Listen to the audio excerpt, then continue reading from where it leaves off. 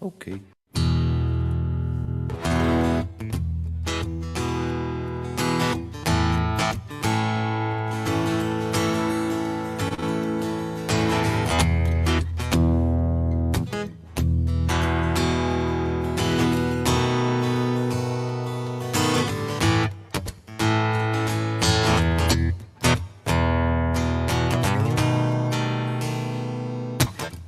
Is it a hump or a drop? What do you say? You've got to twist your words in every which way, because the model will always dictate what you do.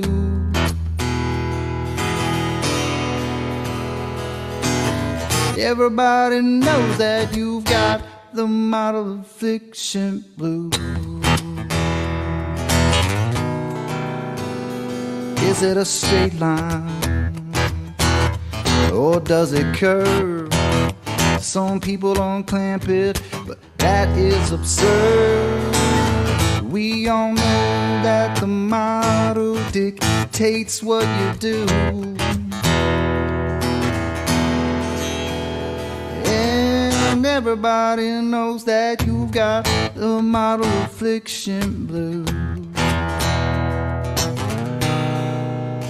Model affliction, it's your addiction. Model affliction,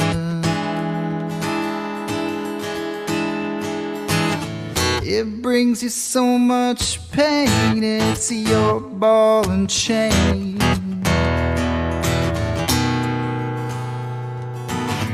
Conflating curvature with elevation change. Just got your local distance just out of range. That old key is gonna dictate everything that you do.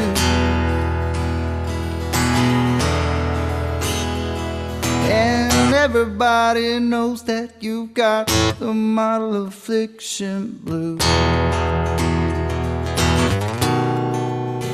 Model affliction, it's your addiction. Model affliction,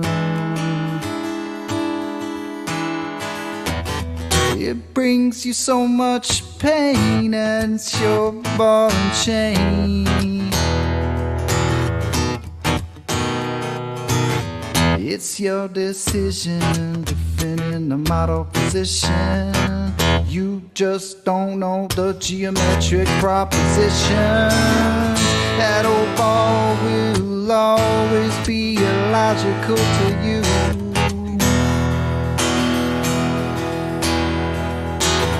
That's why perpendicularity is a puzzle to you. Model affliction, it's your addiction. That old model affliction, it brings you so much pain. It's your ball and chain.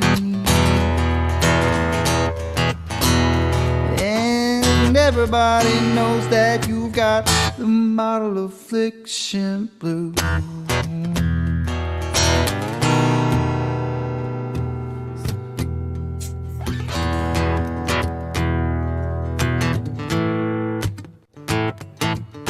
Works really good with this guitar.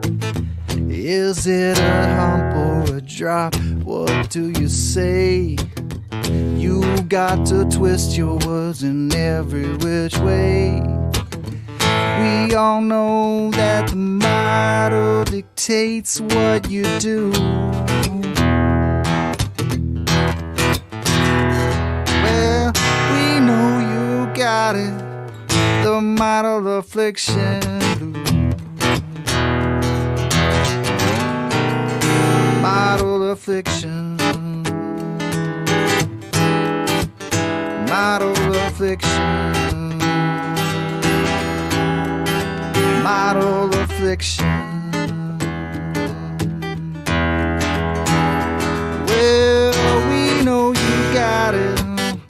the model affliction blue.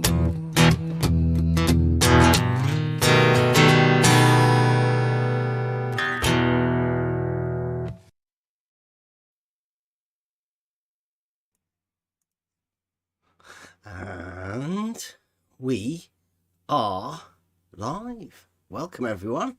It is Model Affliction Monday.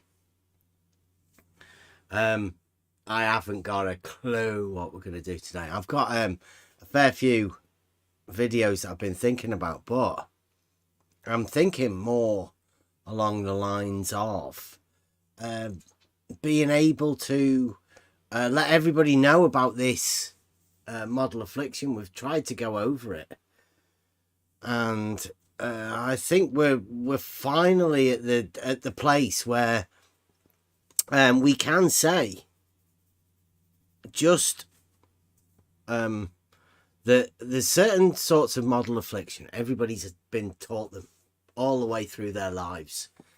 You've been brought up with certain models. You've been handed them. And that's where you are now. But the how much do you actually know about them? How much can you actually deal with them? It's a strange thing. There's what we found is there's a group of people here in this Discord server on the level, and we class ourselves as misfits, but we're not. We're just normal people in a crowd of completely freaked out. I'd say, I don't want to put it too badly, but model affliction, right? Model affliction is taken over, and now this certain people are overly model afflicted to the point that they can't really see reality. And they don't really have an ability to talk about it. They've what we've particularly been watching is an inability to be able to discuss certain things. And we are in a position, a fortunate position, I think. I am, at least, anyway. That I never had the model. So whenever anybody thinks like, well, Bev says this, Bev says that. Of the things I'm sure of, I'll tell you. I'll make claims. I'll be able to tell you those things. Of the other things, the questions that I ask, they're questions. Most of the times, questions are asked, I find, mainly because nobody can answer them. Or nobody has answered them. So they're given out a test. These questions are a test to see whether people are going to be honest and say that they just don't know the answer and they can't be an answer, or whether they decide to fake an answer, try and obfuscate, try through sophisticated means a way of getting out of answering the question whilst trying to pass on their inability. They pass that on to the person that asked the question. And there's a very, very strange thing that's going on at the minute. 2023. It's probably been building up for a few years, but the snowflakes, the snowflake mentality, as I call it. I don't know whether there's probably a less offensive term, but as everybody knows, snowflakes will get offended at anything, even being called snowflakes. You could just imagine that it's not you that they're talking about, but they obviously know that it is them. That's why they get offended at being called snowflakes. Just throwing it out as a general term. If you're getting offended, somebody calling people snowflakes, you might just be one of those snowflakes. That's okay.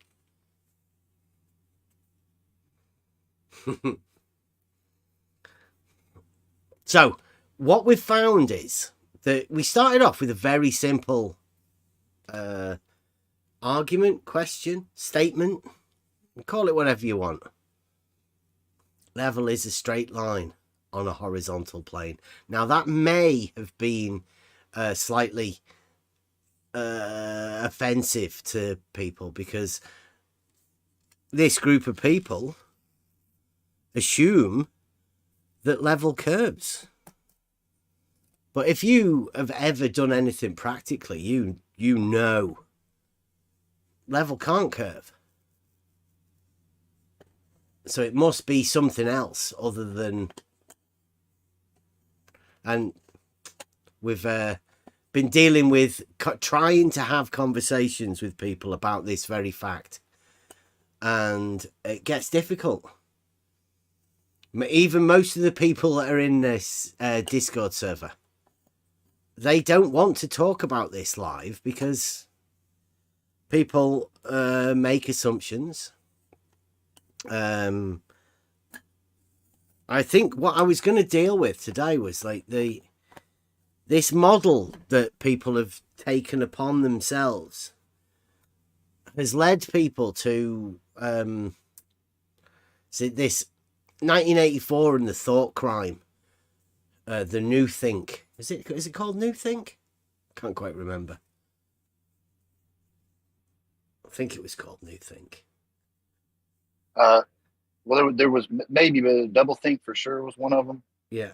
It was Think, wasn't it? New Think. Yeah.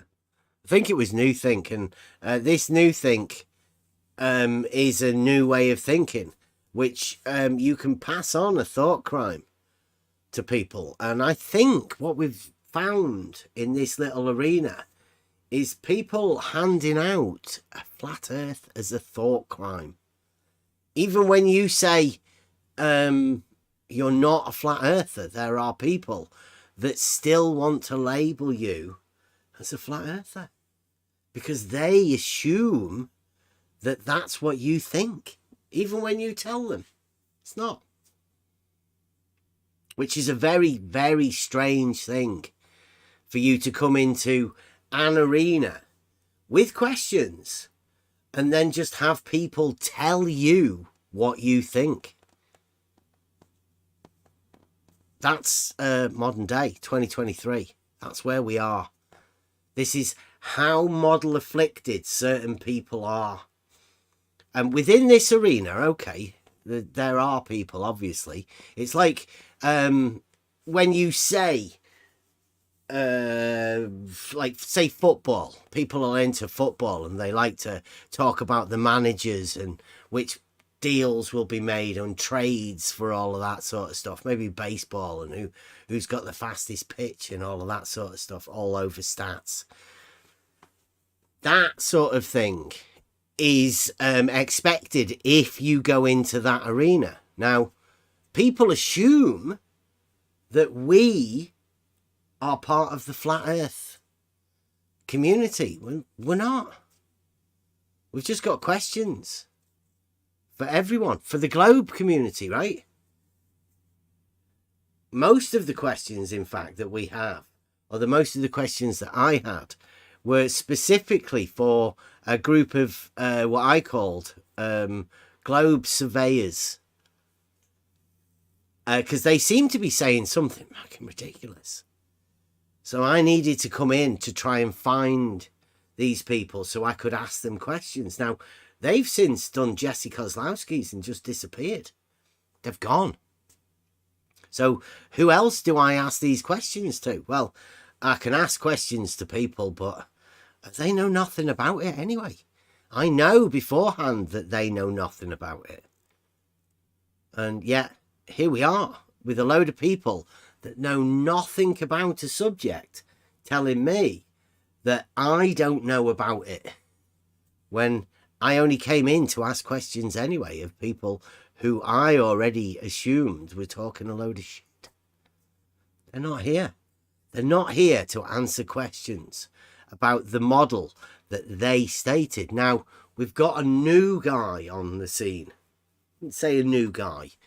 You may have heard of him, Rumpus. But Rumpus is a new guy to the globe proof scene, curvature proving scene. Now, I've gone through the history of this, think the first one, you can't really count Aristophanes and you can't count Aristotle looking at boats, and because that's fucking ridiculous. That's not anything. Aristophanes, as we've already proved with our friend Beddy, the proofless globe logician, he came round and showed us exactly how illogical Aristophanes is. So we're going to have to put that one out of the way. So modern day times, all you've got really is this Robotham, the rebirth of whatever, the bullshit, I think. I don't know whether that was needed at a certain sort of time, around 1880s, followed on by Wallace.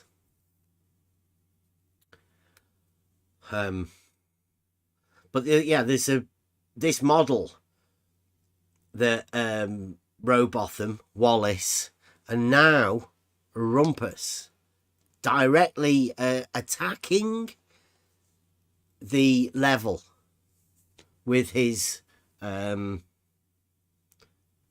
proof of separation of level and horizontal.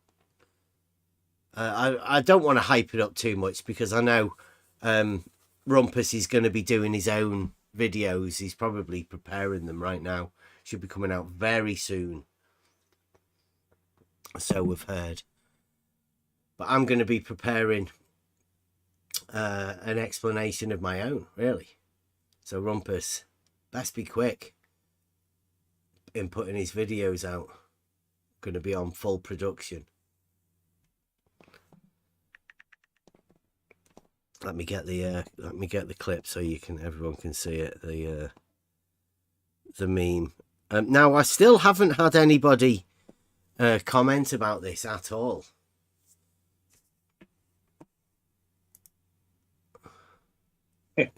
This is good. That's the adding the Rumpus into the Rumpus poll into the mathematical proofs. Let's say mathematical proofs. It's more a logical proof, this. You don't really need to be good at maths. You just need to be able to be aware of spatial logic and how these sort of things develop. We know that Rumpus can't talk about these sort of things. We know that nobody can speak of these sort of things for Rumpus because we know that nobody knows what Rumpus is doing. And when I say nobody, I really mean that. Nobody has ever looked into this because I'd say it's a globgic. It's a globgic proof. You just have to deny all known reasoning. It's a modern science has put its grubby little mitts on geometry.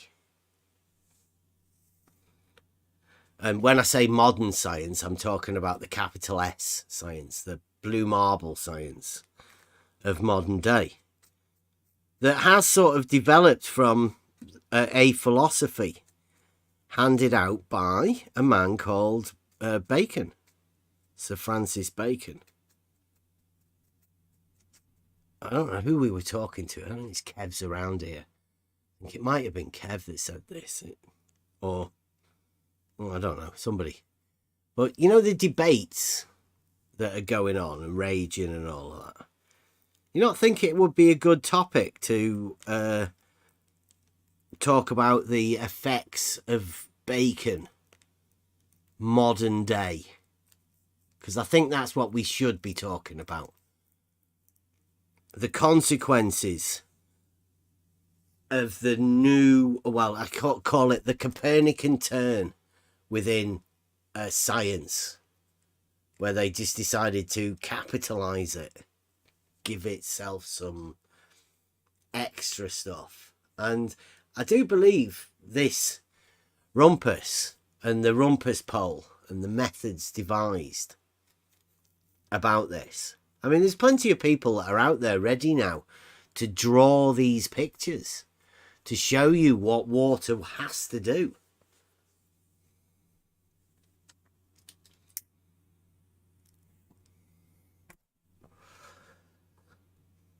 And that's where we are. We're on, I'm on, me particularly. We're going to be starting a short run where we go around and sort of expose the fact of how little most people actually know about it. Now, I'm not saying that we know about it.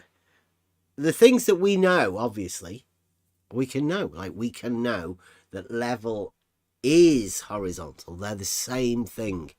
Level is just a practical use of the term horizontal. Everybody knows that.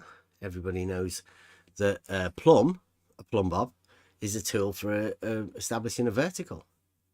That plumb is perpendicular to level. But the plumb bob, because it gives a vertical, is also perpendicular to horizontal. Most people would be able to see the connection. If A equals B, B equals C, then A equals C. So if A equals perpendicular to plumb and B equals perpendicular to plumb, then it would make sense that A and C are both the same. Would also make sense that they're both an equal elevation, so therefore the same applies. But these are just logical statements.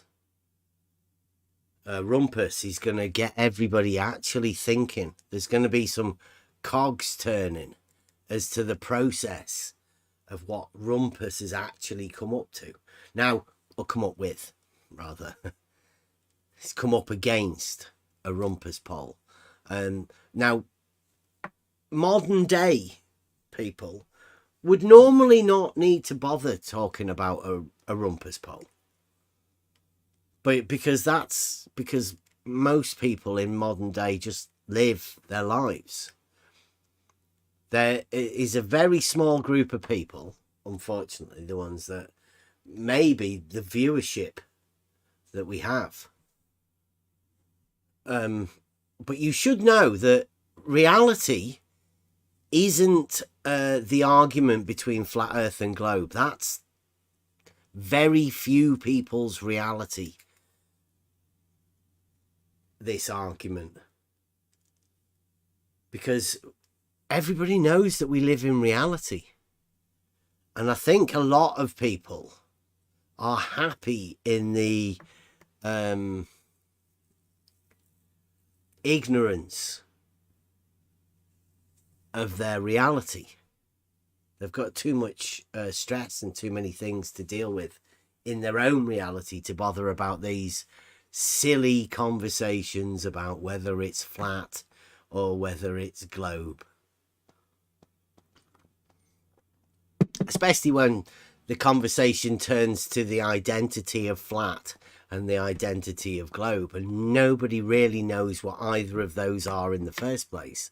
Then the conversation breaks down right at the initiation of the start. At least within this arena, the ones that are so triggered about it are the ones that seem unable to actually talk about it. Well, what we're going to do is we're going to make it into first principles, make it so easy that everybody can understand it, even whether they're in this arena or whether they're not. Preferably for the people that aren't in this arena, because I feel that most people daily are walking around holding contradictions. But the term ignorance is bliss probably comes into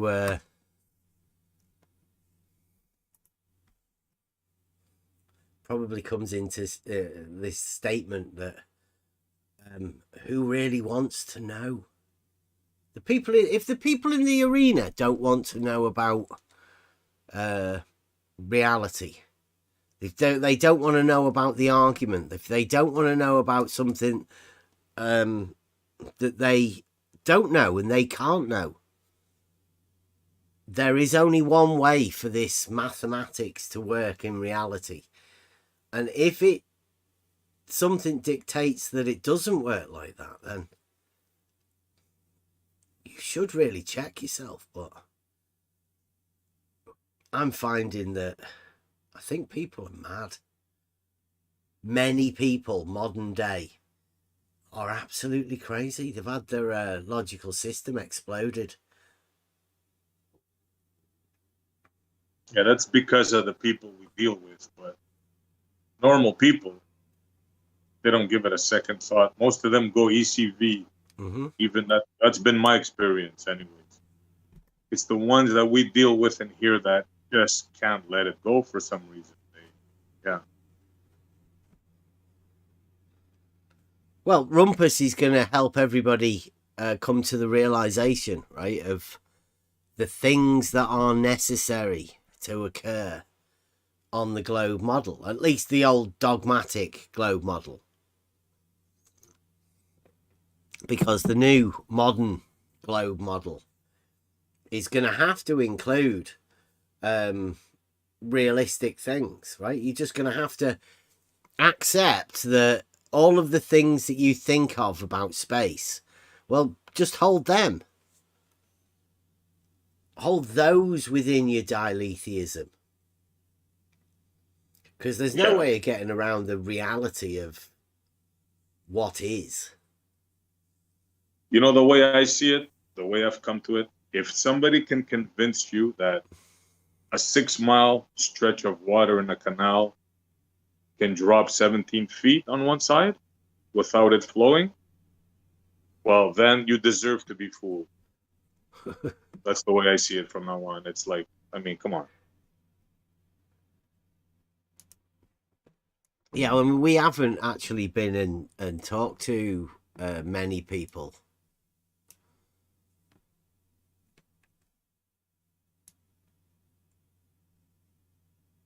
Mainly because of this. It's ridiculous. If someone convinced you that you can have water flow, but no, that you cannot have, like, you can have water not flowing, but it being dropped on one side, I mean, the magic has been done on you. I don't know if there's any hope for you, seriously. I don't. I used to think there was, but not anymore. Yeah, I'm hoping Rumpus has got it set up so he doesn't come in here, because we won't let him show his gratuitous science, globe science pictures. But I think this is more of a mental problem, right? That Rumpus has no ability to explain the Rumpus pole and how it measures a knot elevation change. So Rumpus will never have to do that. Now, we were listening to, I think Rumpus appeared in Geos the other day, and it was genius the way everybody allowed Rumpus to talk about Coriolis. There wasn't one word mentioned about Rumpus's Bedford level test. Yep, I tried to get in, but you know how Rumpus gets. He got annoying and they had to mute him, but I couldn't get it in. Yeah, I was definitely anxious to ask him that. Which I find fascinating, right? We're in the midst of a group of people that are obviously, flat earth crazy, right? The globe earthers are absolutely crazy about the flat earthers. They want everybody to be a flat earther in these conversations. And they have in their midst a person who's going to write himself into the history books. Like Jesse Kozlowski and Soundly have wrote themselves into the history books in America, Rumpus is going to write himself into the history books, but along with Wallace. He's going to be right by the side of Wallace. Now, who remembers that other guy, Robotham? Does anyone know Robotham? Does anybody know who Wallace is? That's a good start. We have been going over it. We might have to do the history of this thing. Wallace's test is putting a stick in the middle and notice it being higher. That's the hump man. Mm-hmm. And the other one is the grub man. Yep.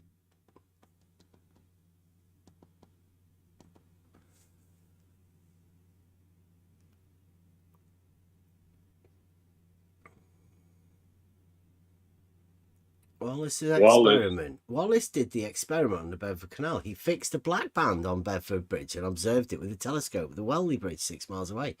Right in the middle, he placed a pole with 2 discs on the telescope at the top. Disc and the black band are at the same height above the water. Now, this, you've probably seen it. This is what you call a flatearth.ws meme about Wallace, right? It says the exact words. I mean, we can go over it.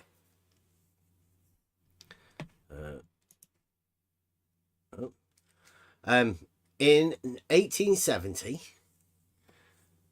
which is that time, Alfred Russel Wallace took a challenge from a flat earther. What could the challenge be? To prove the curvature of the level, I presume, right? At least the water level. So let's have a look. And successfully confirmed the existence of Earth curvature in the Bedford level experiment. Now, worded quite cleverly, right? Successfully confirmed the existence of Earth's curvature. Well, can anybody define Earth's curvature?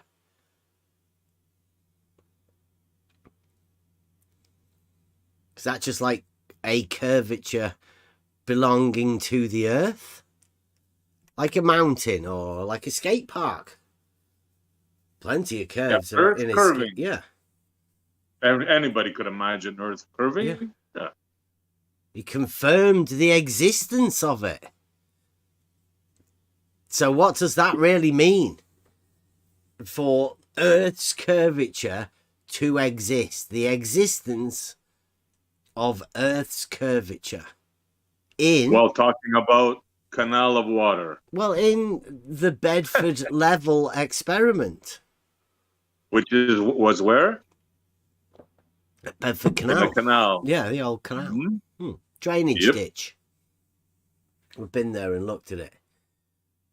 Eric says Earth curve doesn't mean anything. Exactly. It's not. It's a vacuous statement, as Buster would say. It means nothing. But it's in a meme. So, I mean, we'll go along with that. Wallace did the experiment on the Bedford Canal.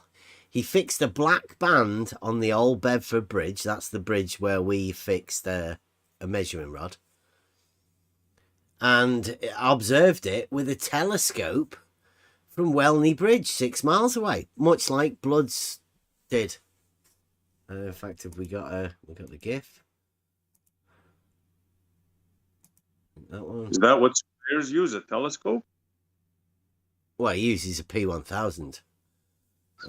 That's a good. That's better than any telescope Wallace ever had, isn't it? Oh yeah. Oh, there you go. So this is what's being talked about. Much better than a telescope. It's got a zoom on it. You can see the entire thing, where it started from, normal view, all the way to zoom.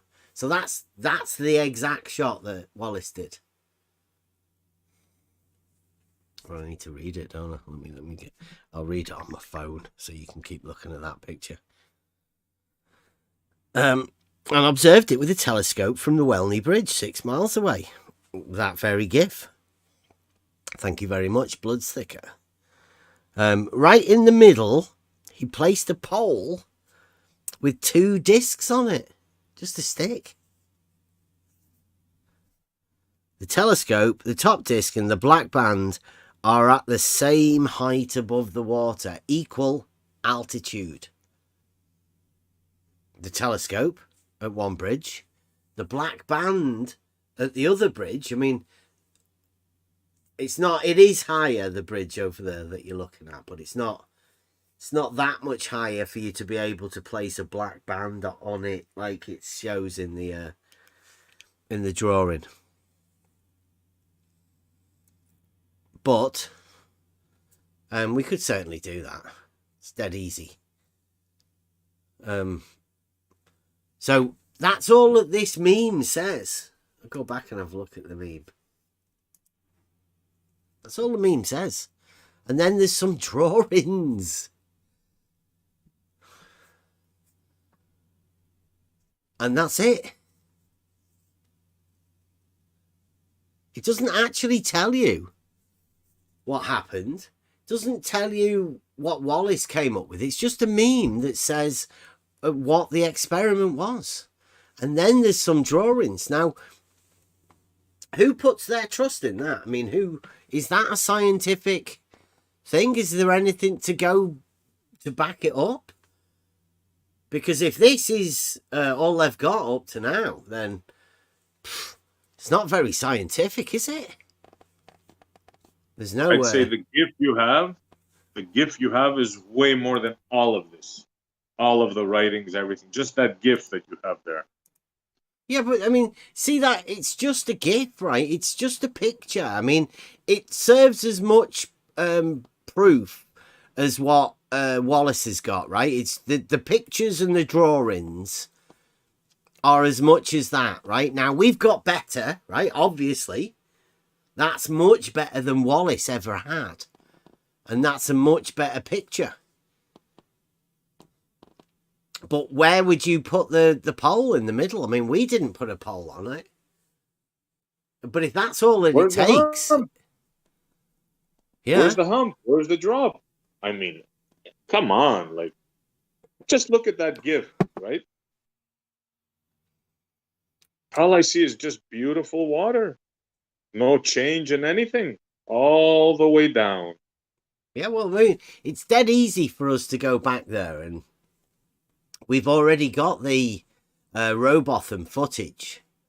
But I think Rowbotham was lying when he did that, right? I don't know. I don't even know whether it was made up completely, because nobody ever talks about the Rowbotham one, really, especially not the FlatEarth.ws memeage and the Globe guys, right? Nobody uses a Rumpus pole in the Rowbotham. Nobody does that because I think we've already found the footage that proves that that's a load of bullshit. The Rowbotham stuff's a load of bullshit. And we can go... I will be able to do that, but we can't do a zoom like this. It just doesn't work. I don't know how to do a GIF like this from the other one, but I'm guessing when we go back to do it, which we are going to go back and do it, we've got a crack team, the on the level camera squad, and we're going to call them experiments. I guess you could call them old-fashioned experiments.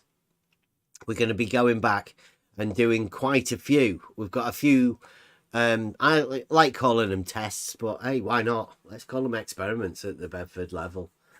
But they're just optics. They're experiments in optics where we're going to actually visualize what can be seen. Obviously, you can't make measurements over this sort of distance. It's not surveying. Definitely far from surveying as you could get. It's just so you can have an optical idea.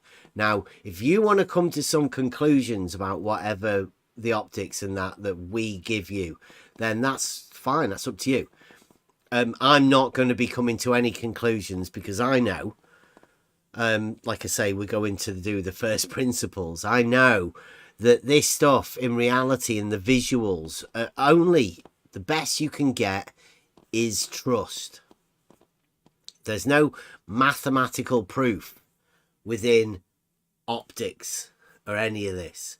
There needs to be an extra logical progression that you can have. You need to have a logical argument to put forward that this evidence, the visuals, support the argument.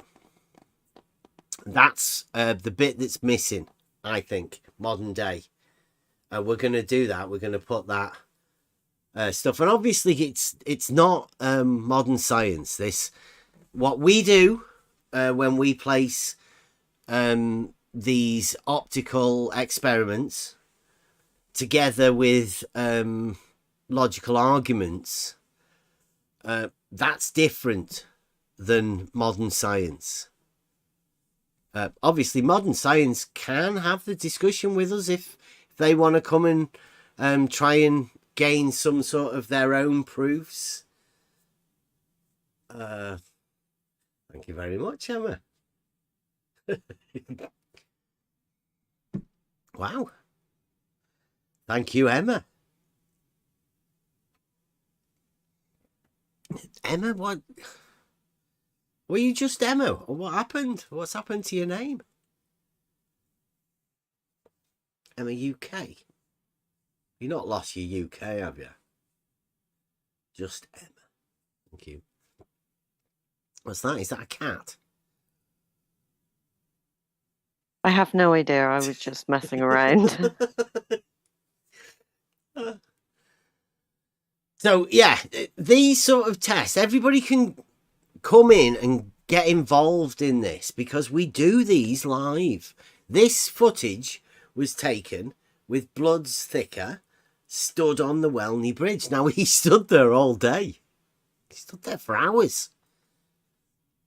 Hours of footage of this, watching the different conditions change during the day, while we were running backwards and forwards, going to the other end, setting up measuring rods at the other end, setting up the auto level, looking backwards at this.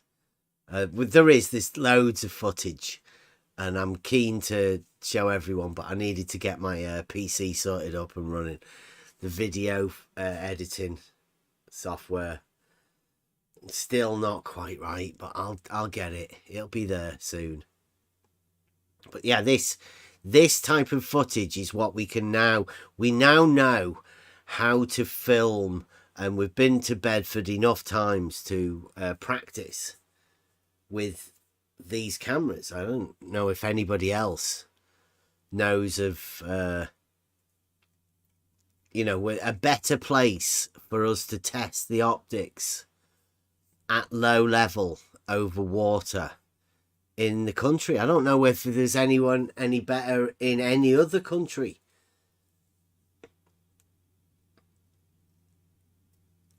It's fascinating to me. You can see the reflection in the water, so therefore you can see the dividing line. The dividing line. That sounds quite good, that, doesn't it? Might have to have that. I'm looking for something for it to call it.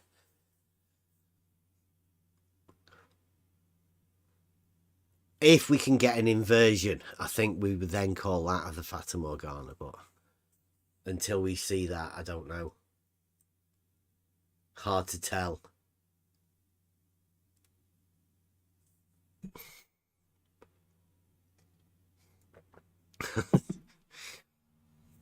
Right, so what we're going to be doing, or what I'm going to be doing, is focusing on this, the Rumpus pole.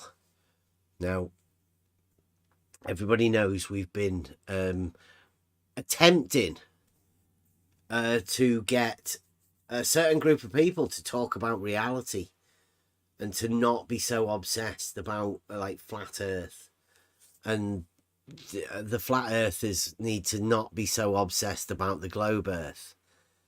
And then once we can do that, we can talk about reality. It's unfortunate that not many people want to talk about reality. They'd much rather try and discuss these either ors and how it would work. But I do like this idea. I like the idea of the Wallace, the hump. One of the original questions I asked when I first went into, I think it was Gem Pandas. That was an experience. Way back 4 years ago, probably. I've still got the picture. Let me find this picture.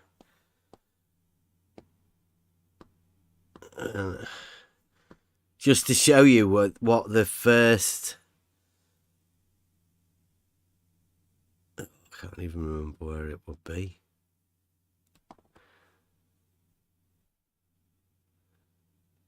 There you go. It was an idea I had for a cartoon.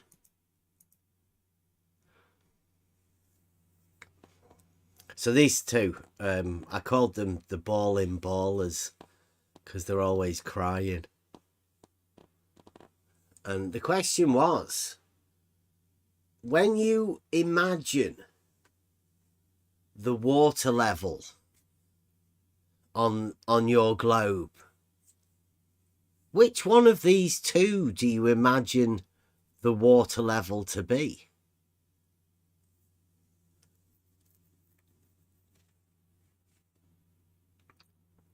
Because everybody could see that the B just doesn't look right. Because that drop means a vertical change. It's lower. Everybody knows what's meant by lower. That's ridiculous because we know how water flows. Buster even sang about it, so it must be true. So therefore you have to go with A. And A is the Wallace. The hump. At the midpoint. But that's up. It's higher. It has to be. Yeah. That's different than the nutsack drop. Obviously, I'm talking colloquially. Everybody knows the nutsack drop is a rumpus pole in length.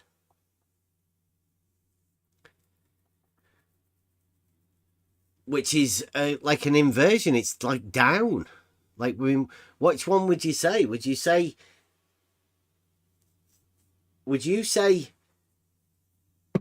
the Wallace is a quarter rumpus pole in the upwards direction? Or would you say a rumpus pole is 4 Wallaces in the downwards direction? I'd say that's Penrose territory. Well, here's the big problem. I don't know whether it's called a nutsacking. It's not a Penrose. It's a nutsacking. Oh yeah. This okay. Yeah. Right. Now, here's the problem. The problem becomes, and is seen, it's apparent in this one picture, is that where do you place your horizontal mentally? When you associate with the water level, where do you place horizontal?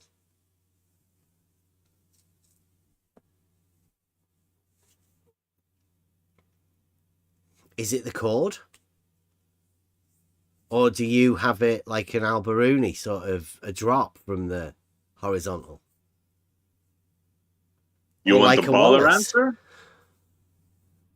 The baller answer or logical They thing. have- What are you asking? Well, they definitely have both. Right? There's one answer they cannot give you. And that is that, well, the water level is a tool for establishing horizontal. That's the one that they can't have, right? Because they're now assigned to the fact that it can't be that.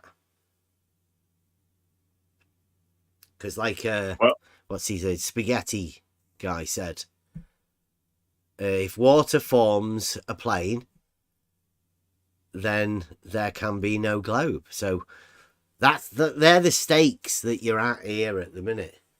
So which one of those two would you imagine that the ballers? I mean, because you've talked to many. Have you ever managed to talk about this? I know you, Essie. You've definitely talked about them. You've shown them the skateboard, right? Oh, many times, bro. So what do they say? They get confused, That's right? why. Yeah, that's why I said Penrose. Maybe not. I should have said Diletheism. They have both. Yeah. They flip from one to the other depending on, and sometimes in the same sentence, we'll do it. Yeah, and that's because, like I said, where do you place the horizontal? Now, they have to place the horizontal in both positions. Yes, in all positions. Well, first they'll tell you in the center. Then you tell them, okay, then, so you have a hump there, right? Right. Okay, then how about if you go to the other side of the canal, right? Then, well, they say then, well, yeah, the water drops. Okay, then you tell them, okay, so you go from that side where the water's dropping, right? And you look at the canal on the other side. What's happening there? And they tell you, well, it's also dropping. And you're like, wait a minute, that's where you came in with the double drop hump, right? Yeah. So you're telling me now you have one guy on one side and looking at the other guy, and they're both seeing a drop of water, but yet in the middle, there's a hump there. Like, who in his right mind, right? Yeah, this has been going on for years, yeah. But it's difficult for people to talk about it, right? Because of that fact that it's impossible to decide which one of the two impossible things you want to choose when you have to have both of them. Exactly. The globe literally requires you to have both of these. When everything about level and horizontal and the geometric principles that go along with this tell you that these are impossible. And that's the thought crime of flat Earth nowadays.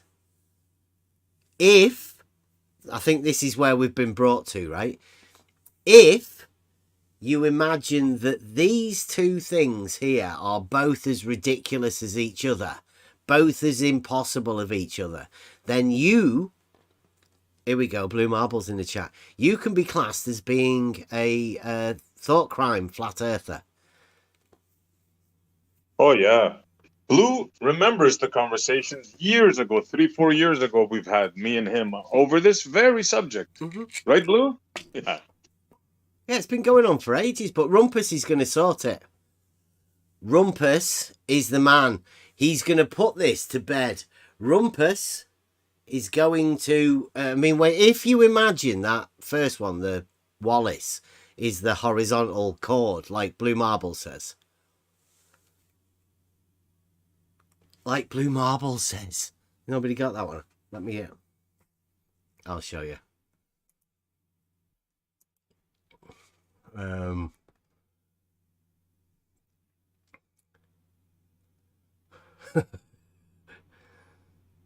We've got loads of these. Have you seen this, Blue? Have you got these in yours? I wouldn't know because it...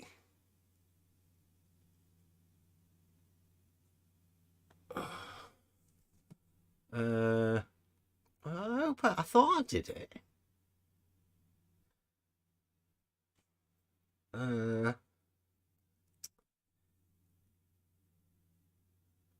Look at all of these.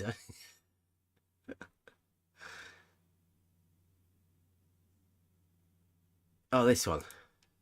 Horizontal chord line tangent plane. That's the.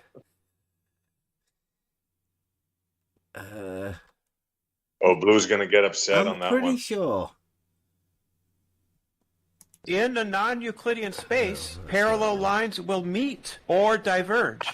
As you move along the surface of the Earth, it Yeah. always keeps you to a tangent, Would to it a not? horizontal. A tangent to a horizontal. That's Rumpus, right? So that's, I think that's what Rumpus is talking about for the.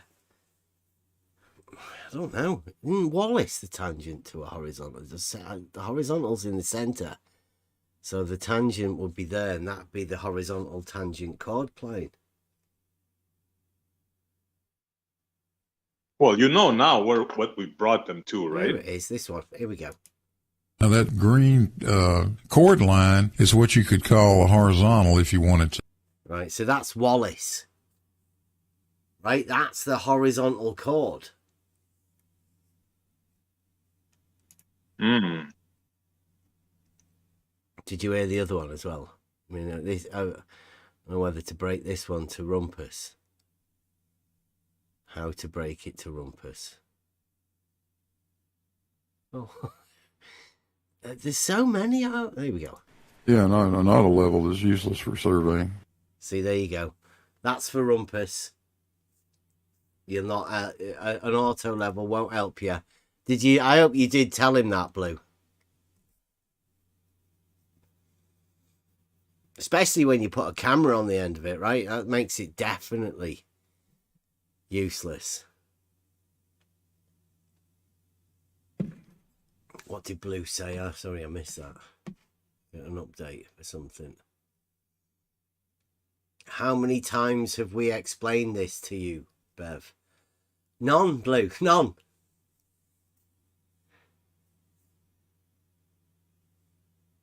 You've never explained it, Blue, and Rumpus especially. He's never even done his video. He hasn't even taught the Globe guys what it is. Nobody knows exactly what the fuck Rumpus is doing.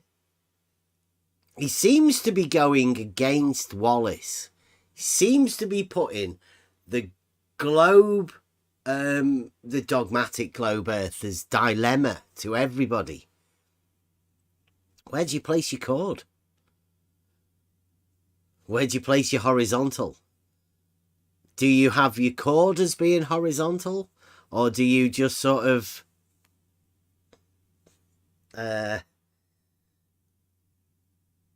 do you place the tangent as a horizontal? And why you imagine chords and tangents when they're just straight lines?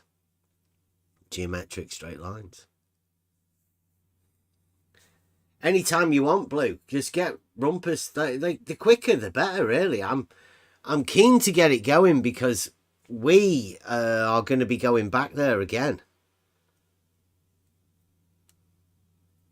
soon. A couple of months off, I don't know. Rumpus said he's going to be doing his test in a couple of months. I think we might be back again to do another brief test before we go and see Emma. And then finishing off for, I think, possibly a late summer Bedford reunion again, seeing how many more people want to come.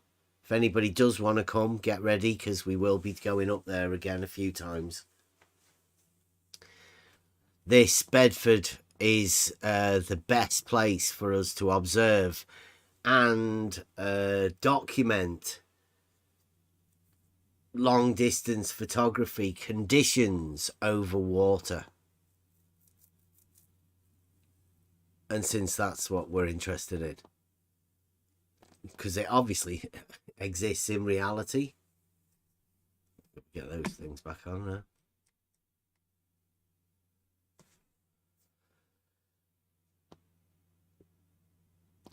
Wallace, which one of those two pictures, the A and B, more closely relates to the actual GIF that you've got showing at the top there? Which one do you imagine? Where would you place your Rumpus pole? Or would you have a Wallace pole, a quarter Rumpus? That's why Rumpus is brave. Wallace only dared measure the hump in the middle, but Rumpus is going for the full nutsack drop. The big lad. He's going 4 times bigger. He's using the maximum quadratic function of a mathematical process. Let's go big or go home. 17 feet, I think he said. Yeah, like, well, you know how much the bands would be in the center for Wallace, because I mean they're not on there, are they? Yeah, I think you'll have to do that on your own. He just says the circles were above it. So I mean, but do you know how far? Has anyone ever said about the Wallace numbers? I don't do fantasy mathematical calculations. Especially You mean there's when no I know numbers? that, You didn't provide numbers? the Wallace, no? Well, There's no numbers in the Wallace thing. on the GIF, I mean, that's all we've got to go off is that meme, isn't it? They're from flatearth.ws. I mean, have you, how much have you ever talked to people about these? I'll give it to To you. me, this is nonsense. No How would global I will look ever into be able to curving talk water? about it. Ever. And that'll be proved by no glober ever being able to talk about it. And people who aren't globers, they won't be able to talk about it either, because they can't understand what's going on.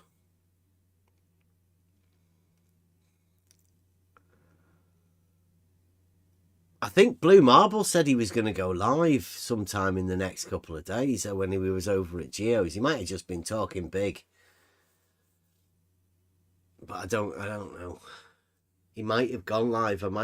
We might have missed it. Rumpus definitely went over to Geo's. But did he do a live show on Rumpus with Blue Marble Science? Or did he just give all of his time to Geo and the Coriolis conversation? He's like an expert on Coriolis.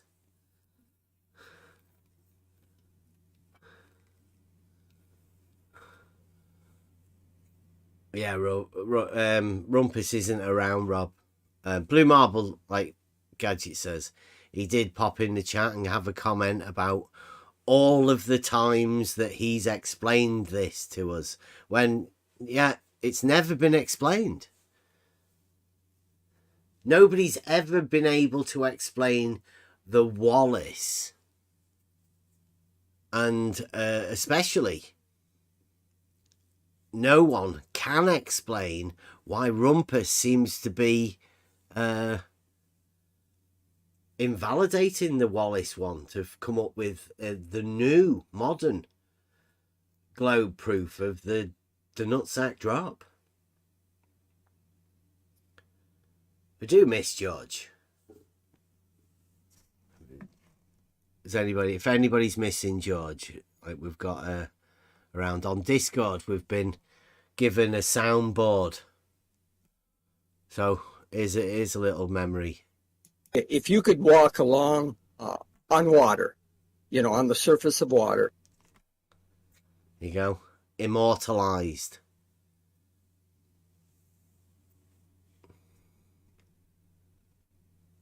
And the even more famous. Say what? Do what? God rest his soul. His memories will live on. Lovingly.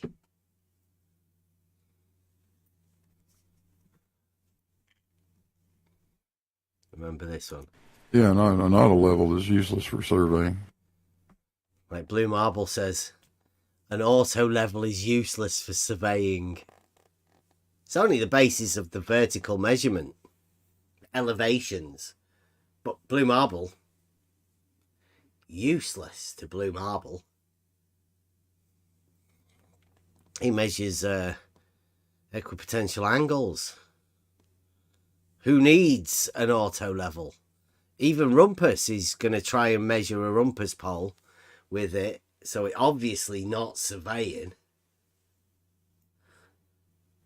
How could it possibly? What? Sorry. I think YouTube's doing something funny this evening with the chat. Is it? Yeah, I'm on a phone and the chat it just keeps stopping. I thought I was the only one. It looks No, okay no, for no. me. Is that all right for everyone? Gadget seems to be doing okay. I think it's possibly on the phones or in tablets. If you're on a PC, you might be okay. Let me check my phone.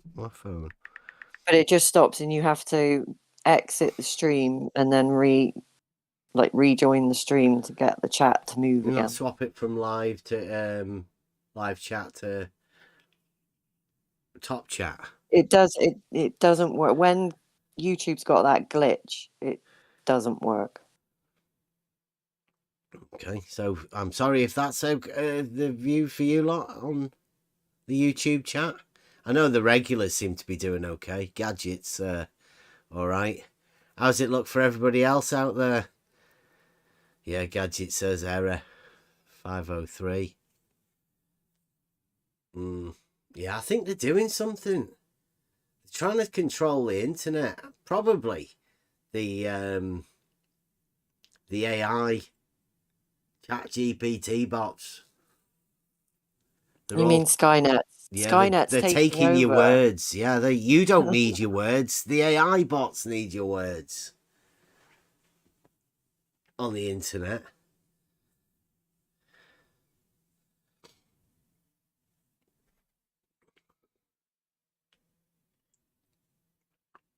Yeah, you can't have any measured proof, especially with this new science, the blue marble science, because blue marble science says that, well, let me get the, because I suppose we could do this rather than Model Affliction Monday. I was going through all of these clips that I have. To go through this and find these clips. But some of them were a little bit too long, so let's see whether we can get a few of them into the chat.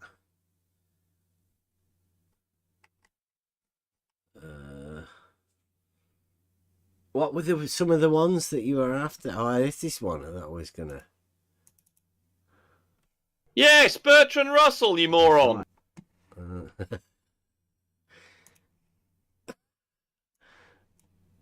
Let me get that over there for you. I think this one I didn't actually get to do it. Yes, Bertrand Russell, you moron. Rumpus and Bertrand Russell.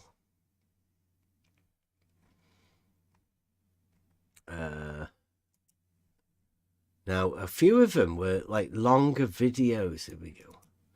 Longer clips. And I think seeing as Blue's in the chat, we'll go a few.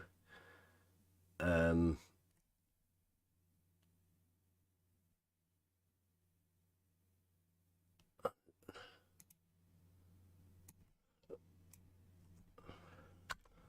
think this one was a little bit longer. 23 seconds. Listen to this. Sorry, say it again. Is it an old level that you've got? Yeah. Yeah. Yeah, it's a level. It's just an optical level. Have you ever done a 2-peg test with it? No, I can't remember ever doing one, Bill.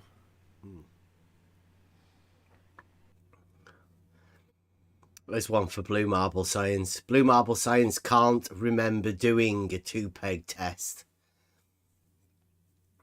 So that's how much Blue knows about this. I'm pretty sure Blue is one of these guys that, like, sort of said that he never said that when I said that he did say it. And there's the clip of him actually saying it. So Blue Marble Science, although he says, he does say a load of stupid shit.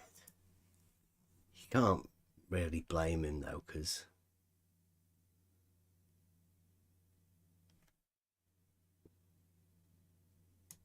And then this one, there's another one. This is 39 seconds, and this is Rumpus. When we were going over a tangent, after telling us that we don't know anything about geometry, so have a listen to this. I mean, okay, they do seem to be talking about it in terms of curves. I mean, it's obviously not useful to a straight Come line. on, Rumpus. You didn't just have to fucking Google a tangent, did you? Well, yeah, I was just checking. Oh, you wanted to check? Okay. Sorry. So you found it, right? So I was right what I said, the definition. So it cannot be something They else, do. right? They do talk about being... I mean, obviously it's only useful in concept would be to a curve, but I didn't realise it was actually defined. They specifically used the word curve in the definition. At least that's the definition we got. No worries. You learned something new tonight. If you didn't know it, no worries. Yeah. We're all human. There you go. Rumpus admitting that he didn't realise that a tangent was related to a curve within the definition. So I hope everybody does realise that sort of thing now.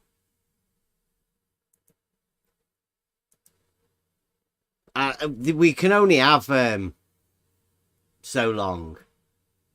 5 seconds. There's an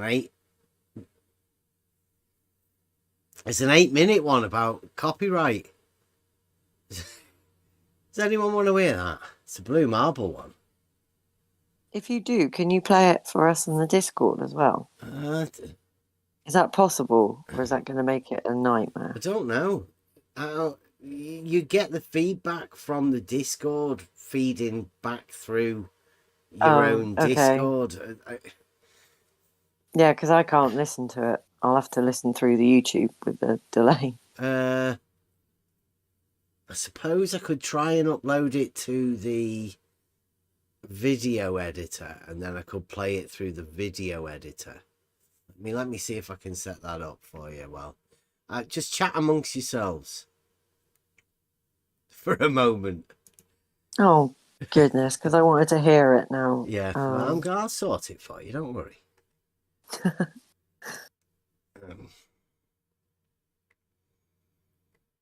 So I have been going over my video with Fata Morgana, so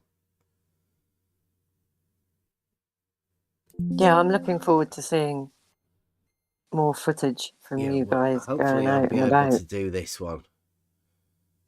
I'm hoping to be doing a lot more live stuff.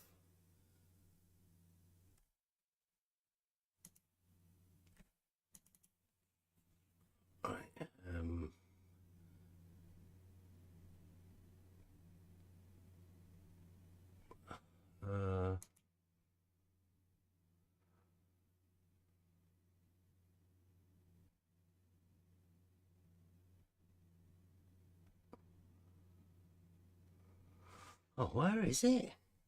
Don't worry about it too much, Bev. Just if you want to play it for the audience, that's fine. I'll get it.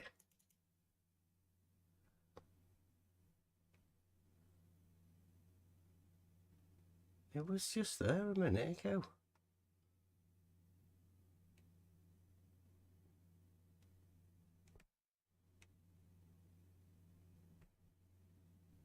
Oh, what? I can't even find where it was. Oh, so no one gets to hear it now.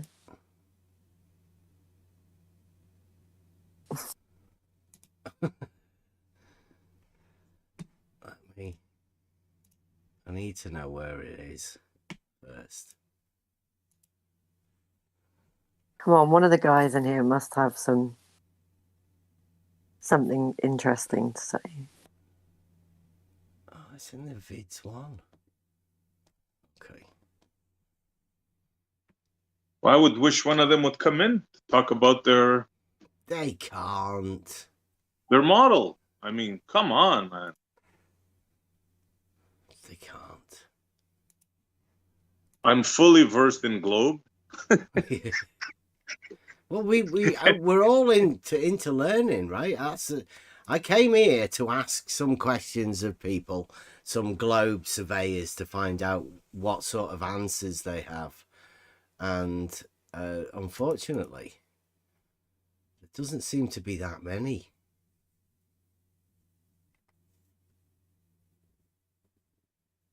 It's Model Affliction Monday. You can talk about the model. Anything. Has anybody heard of the baby galaxy paradox? The what? The one where they discovered 6 galaxies fully formed way back when where they shouldn't be. The baby galaxy paradox. Oh, I don't know. That's close to there's the. Always find the ones that it's 23. I'm not quite sure what to make of a baby galaxy paradox. Sounds dodgy, doesn't it? Yes. Yeah, it kills their model, Emma. Kills the Big Bang. Hey, the Globers won't come in, so the flat earthers here. Hey, Rob. Good afternoon, It's everyone. got video on it. Afternoon, Rob. So, Emma, imagine you're in the woods and you're looking for a 5-month-old toddler that got lost. And you find that toddler, but it's now 14 years old.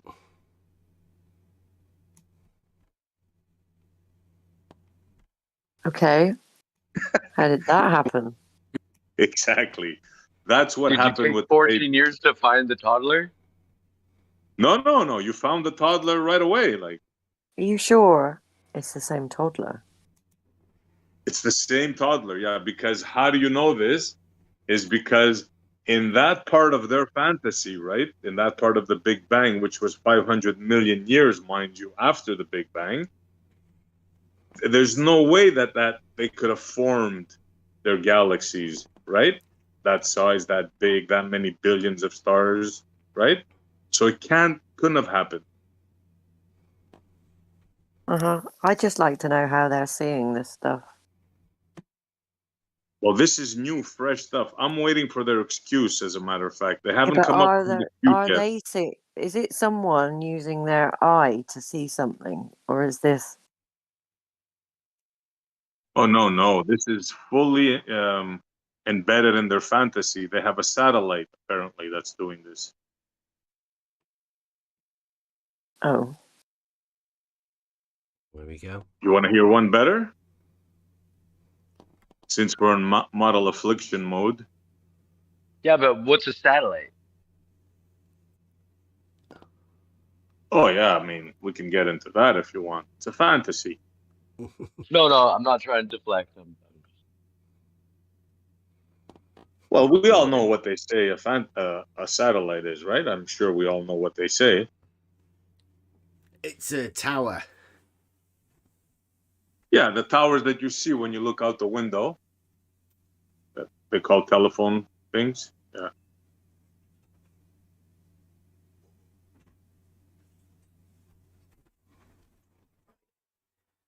Got my thing ready. Can you guys see that?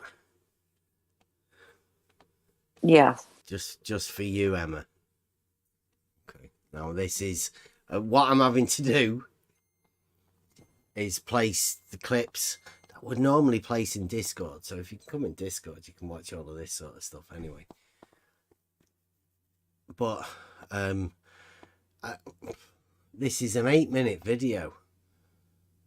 It's titled Blue Marble Copyright.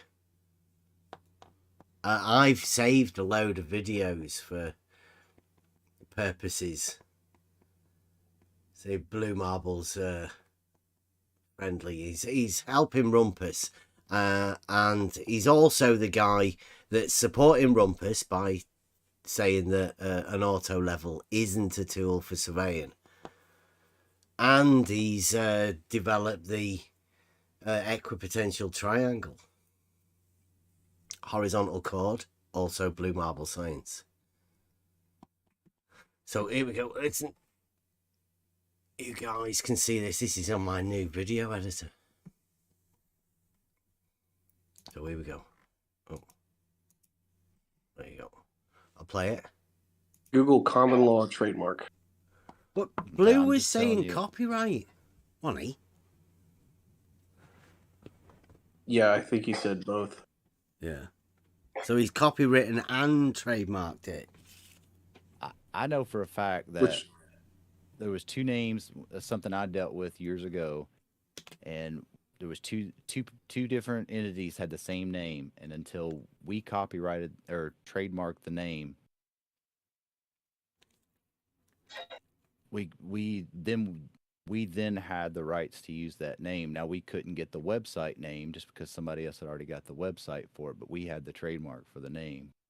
There are benefits to registering a trademark, but it is not a requirement to have a protectable mark or to sue someone for trademark infringement. Right. What happens is if you register your trademark, you get nationwide priority. So that means that if you're operating in West Virginia and you want to have Buster as your company name or whatever, and you register it, that puts everyone on nationwide notice that there's someone using that name already. So if someone uses it in Southern California and then you start operating in Southern California, you can force them to stop using it. Does anyone know who this is? Does it sound familiar to anyone? Because this is when we were talking, Blue Marble was talking about he's copyrighted his trademark, his logo. And the logo is the Blue Marble. So the Blue Marble apparently has been trademarked and copywritten by Blue Marble Science. Now, if it's not just the Blue Marble that he's not copyrighted, it'll be the Blue Marble Science part of it, which he said he's just made up. It's fictional. So watch out. It was on about the copyright, the trademark that he put on. Whereas if you just have a common law trademark, can I ask you a question? Protected. Of course you can, Brenda. Yeah, copyright. Is it about the copyright, Blue Marble? No, I don't give a shit about that. You don't give a shit about Blue Marble copyrighting the Blue Marble. Blue Marble Science copyrighting the Blue Marble. Doesn't involve me. Okay. So, how did you debunk Aristophanes? Sorry? You said, I was listening. Say Betty came round and showed us exactly how illogical the Aristophanes thing is. I was listening. Mm-hmm. And you said you debunked Aristophanes. No, I said Betty came round to show us how illogical the Aristophanes method was. Can you not remember? I've got it on a video. You can go and watch it if you want. Betty's entire presentation. You'll be able to see the entirety of it. You'll be able to pick out all of the inconsistencies. Yeah, I doubt that's what happened. It's on video. You're notorious at lying. So it's a video. How do you imagine? Can go watch it, Brenda. You don't need to say that. I would suggest to you, rather than calling me a liar, go and actually watch the video before you can come and just state. Yeah. So defend your claim. How is Aristophanes wrong then? How did Betty do it? The parallel light. What about it? It's assumed parallel. Is it? I don't know. You tell me. If you've never watched the video, I wouldn't know. Did Brenda just come in to moan about something she's got no coming clue from the sun about? Is observed to be parallel. It's not assumed. Brenda's got me muted.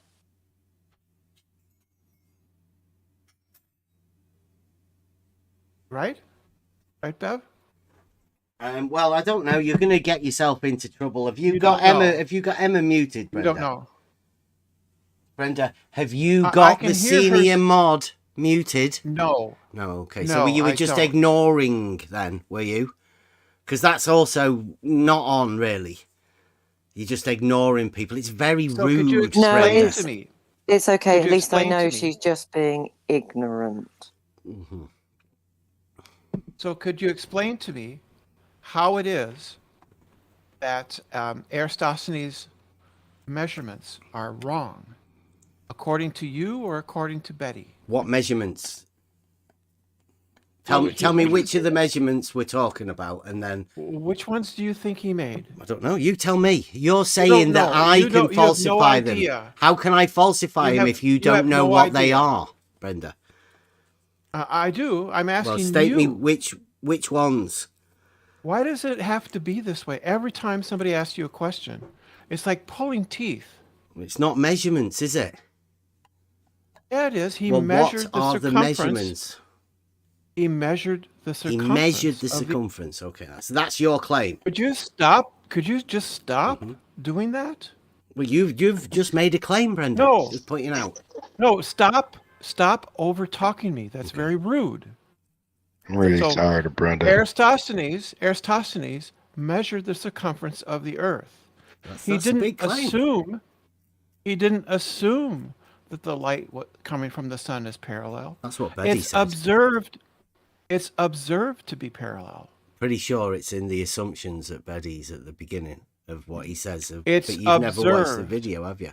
You've never watched Betty's presentation, Brenda. Have you? So, is the light... Brenda, please, can I get a statement of fact from you now? You've never watched Betty's presentation on the Aristophanes. I watched his presentation. Can about you Yeah. say the assumptions at the beginning then? It was like, what was it? Like a year ago? Was it that long ago? I don't remember. Don't know. The video It is was a still year- on YouTube. It's on on It was a YouTube year right ago, now, though. Brenda. You could click it, What's and you the could date have on watched it? it today. What's to the date? recap if you wanted to. What's the date on it? What's the date on what? Aristophanes. What's the date on what? You have no idea? You don't know what the date I'm asking is. You don't know? I don't know. No, I don't know. What No, are you have talking no about? idea. The date of what, You have- Brenda? You have no idea what I'm talking. When I ask you what is the date on it, I'm you have asking you no to idea what that clarify. means. Yes. When you say what's the yes. date on it, it means nothing.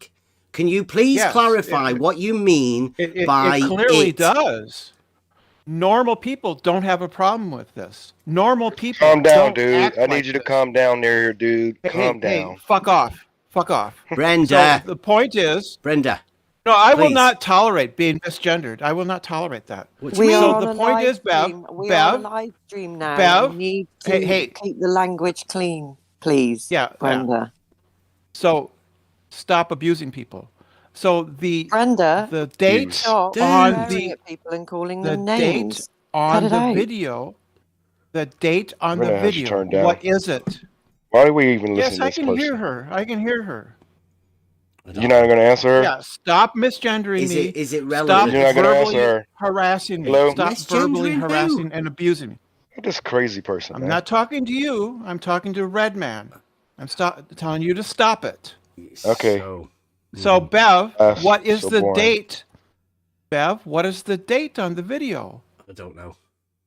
You don't know. You have No. no idea. Nope. No fucking clue at all. Absolutely not. Please don't swear, Brenda. Last Why? time. Because we're doing Last a time. live YouTube. Well, then maybe you should stop. presentation. Maybe then you should read the terms of service. What terms Right? of service? Like, About Brenda the should terms be of allowed service- to come in and just swear. No, that's No, not it- part it- of the it says terms some of things- service, Brenda. The terms of service also says things about hate speech and bullying. Well, stop which is that what then, you're doing. please. Yeah, I'm. Deuces. Right, just so we can go over the fact that Brenda was the one who came in straight away calling Bev a liar. I And think. you've all What does heard- everybody think about it?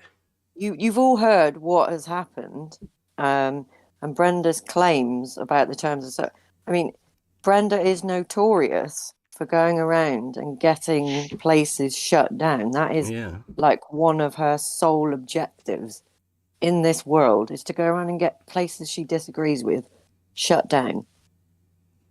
Yeah, what's everybody think? This is Brenda's second account, right? Brenda has been banned from this server. And this account hasn't been unbanned. This is another account that Brenda's using with the name Brenda and the same pie logo. It's the same thing, but it's a different account because Brenda's already been banned once. So what does everybody think about Brenda being able to come in and just sort of attempt to go for terms of service? I think it's highly unnecessary to even allow Brenda in the server. Yeah. Just a waste of time. We'll give you one chance, Brenda. One chance. Let's see how well you can do for a civil conversation. Please don't try and do any snowflakey sort of stuff and modern wokeism, because we're not bothered about that.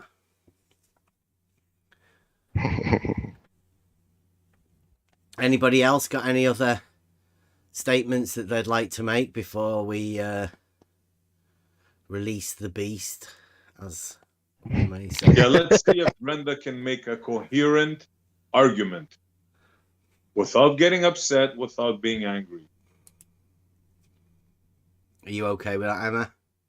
This is like a last warning type thing. Please be nice, Brenda. In what way have you or Beatty debunked or otherwise shown to be false Aristotelian's measurements of the curvature of the circumference of the Earth? It's an illogical method, Brenda. What is the contradiction? It relies on parallel lines.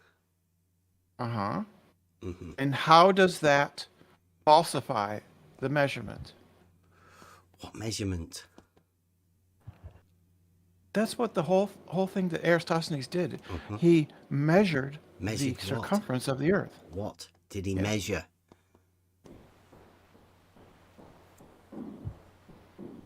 Right. So how does it depend on parallel lines? Tell us the measurements that he made. So you're Brenda. not going to answer the question? No, I'm asking you. Which measurements did he make? So he can't have just made one measurement of the circumference of the Earth, because that isn't a measurement that he could possibly make. Again, proving that it's illogical. You've got no logical basis behind the method that you're talking about. That's your claim. You need to. How do you support your claim? Well, you said measure, Brenda. You said the measure. Way that you the way that you falsify a claim is by demonstrating a contradiction. Mm-hmm. What is the contradiction? By asking you to point out that you don't even know what measurements he was supposedly making. That's not a contradiction. Yes, it is, because you've got no way to formulate. Is it a triangle that you're going to make? Just tell me what the contradiction is. The contradiction is that you don't know what the method or the measurements that were made by Aristotelian. And you don't know that because behind it is an illogical method. It does not make sense. Even if it's true that I don't understand what he did, that doesn't mean that, no, even if that were true, that doesn't make his results false. Well, if the entire method is illogical and you don't know anything about the measurements that he was supposedly making in order to derive his conclusions. If John measures a board of wood. He measures it to be 6 feet long, but I don't know how he measured it. The fact that I don't know how he measured it doesn't make his measurement false. Argument from ignorance. Sounds good. Right? Yeah. So if You even can't get if a proof I don't, from an argument from ignorance, though, can you? even if I don't know how Eratosthenes measured the circumference of the earth, it doesn't make his measurement false. Well, you can't prove it to be true, can you? Surely. If you can prove it's illogical. Do you understand what I said? I understand that you don't know any of the measurements involving the argument. You don't know the presentation that Beddy gave. You've never even watched that, which I think that's terrible, seeing as he's one of your top globe logicians. You should have at least watched his presentation. A third person coming into it doesn't make the measurement false. What measurement? Aristotle's measurement of the curvature of the earth. What did he measure? I'm sorry, I said. Yes, I misspoke. Circumference. Aristotle's measured the circumference of the earth. He did not, Brenda. That's your claim. Support your claim. By showing you that you cannot produce the measurement that you presume he made. That's irrelevant. That's a third person. I'm a third person in this. It doesn't mean that he measured it wrong. He made two measurements. The angle of the sun, Alexandria. Ooh, brought a star out. It's really simple. Two angles. No, not you didn't. No, he measured the angle is upright at Aswan, and he measured the angle of the sun at Alexandria. That gives you an angle between two parallel lines. So that's two angles. Although he didn't, let me finish. He then also, well, he didn't personally perhaps measure the distance between Aswan and Alexandria. From that, if you knew anything about basic geometry, you could work out the circumference of the Earth. Bev doesn't know. Bev doesn't understand geometry. That's nice. Yeah, I know he doesn't. But so I here's thought that from anybody, here's the thing, anybody who Rumpus. does understand basic geometry would know that from those two measurements. Is there a straight distance between the two towns? What Bev is about? No, hey, what the world? Hold up. Hey, Rumpus is here. nice We can to see talk. We can talk to Rumpus. We don't need to talk to Brenda. The distance is We're going to be talking to none of them if they keep interrupting. Let's keep it civil. So the distance between those two places, let's call it A and B. You've measured an angle at A, and you've measured an angle at B. And let's call it distance D. Let's call it distance D between A and B, yes? Fair enough. That's a straight line, isn't it? No, it's not. It's an arc. Okay. So where did you measure the angle from? At A. The angle is the angle of the sun at Alexandria. It gives you the angle between of that. What do you mean the angle of the sun? Oh my God! The angle of the shadow at Alexandria of a rod that was pointing. I think it wasn't actually a sundial, as Beddy said. Therefore, it's the angle of the shadow gives you the angle between those 2 points, because it's the parallel, because the sun is like rays are parallel Alexandria and Aswan. If you just draw a simple diagram, as the diagram is that Beddy the well showed at you in his the well at Aswan, although it wasn't actually a well, as I understand. Beddy's got some other information. He said that was a myth. Anyway, the point is, it was vertical at Aswan, and there's an angle, So an angle from the vertical. And I'm not going to stay here because, of course, I can't present you the diagram because, of course, you censor diagrams. But if I could present the diagram, it would be obvious to anybody in here. Put the picture in live stream text. Geometry that the angle that gives you the angle at the center of the Earth that covers the arc. Okay, Rumpus, you are not aware about his assumptions. He said at the beginning of his presentation that he made, or Eratosthenes made, a couple of assumptions. Yeah, the assumption he made. Wait a second. Wait a second. I didn't finish it. Yeah, but you're very quiet. I can barely hear you. First assumption is that light incoming to Cyan and Alexandria are parallel. Yeah, I've said this that. Is first assumption. You just wasted 60 seconds there. And second assumption is that the Earth is curving. Yes. This is So you have. Yeah, but we know that because we know the sun No, is no, distant. no, no. Therefore, Therefore, you cannot create proof because yes, you can. if Yes, you can. if Yes, you can. All proofs no, start no, with the premise. And the Earth, we know that the Earth is curving because we know that the sun is distant. If the sun is distant and you have a different angle, if the only way you can have a different angle is if the sun is distant and the Earth is curving. Rumpus, first, assuming curvature is begging the question, and assuming parallel light is also begging the question. So we have two begging it's not begging the question. You yes, just made this that up. is begging the question. We know for a fact that the Earth is distant. Therefore, the light's parallel. If you have an angle, if you have a distant object and the Earth is flat, then you wouldn't have a difference in angle. So therefore, by logic, we can invalidate your suggestion that the Earth has to be level. Sorry, Rumpus. If you have to prove curvature by parallel light, and if you have to prove parallel light by curvature. No, we don't prove parallel by curvature. No one does. No, you just made that up. You've just made that up. No, it means if you assume. No, you've just made that up. You just said that the parallel light was based on curvature. No, it's not. We know that the sun is distant, therefore we know the light is parallel. We don't know. We assume. Yeah, we assume. No, we assuming know the sun is Rumpus, distant. assuming the sun is distant, therefore Rumpus. No, Rumpus. I'm gonna mute you, Rumpus. I promise. I'm gonna mute you. You are creating another begging the question because. No, I'm not. You just make that up. You don't understand logic. No, I understand. I think better than you. Just a minute. I've put Betty's assumptions in the chat. If you want to check them, have a look right now. There's 6 of them.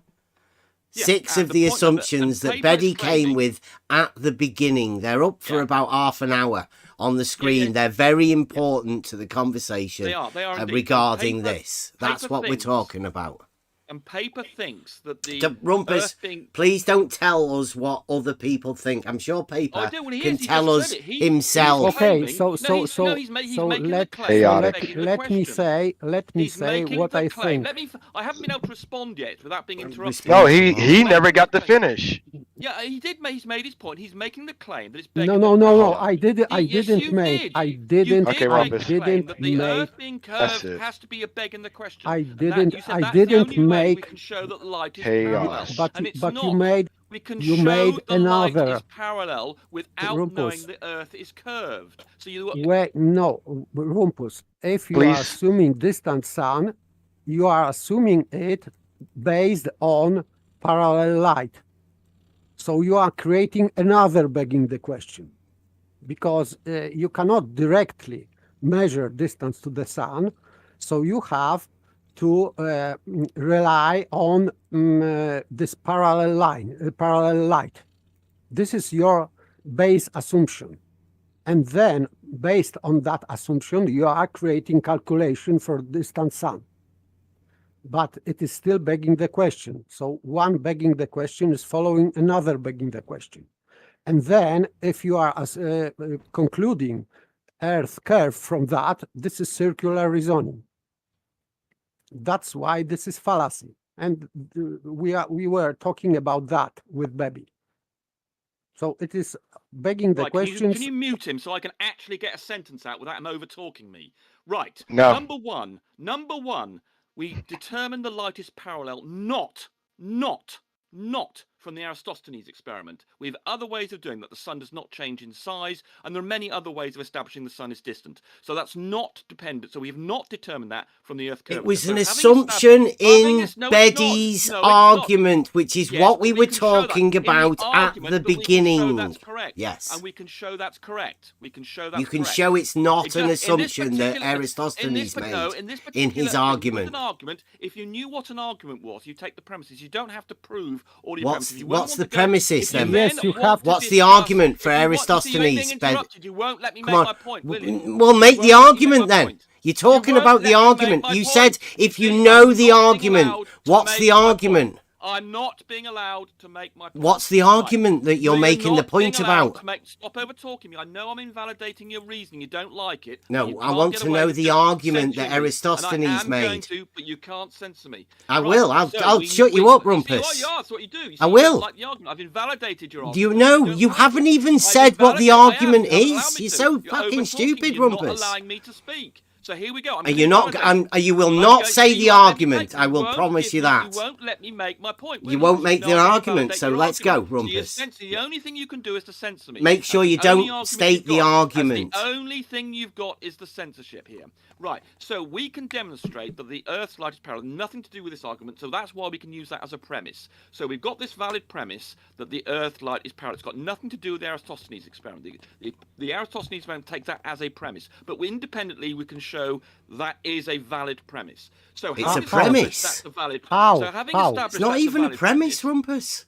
How you establish It's an assumption. Do you know what an argument is? A premise is an assumption you make prior to your argument, and that's exactly No. what it is. And You this- don't know what a premise is, do you? Yeah, So, one of those premises is that the light is parallel, and we can go into another argument as to how that we determine that, but we can. So having determined that light is parallel and determined that the distance between It is not. It is not. We can then it is. So you just don't like the How? don't like How? logical argument.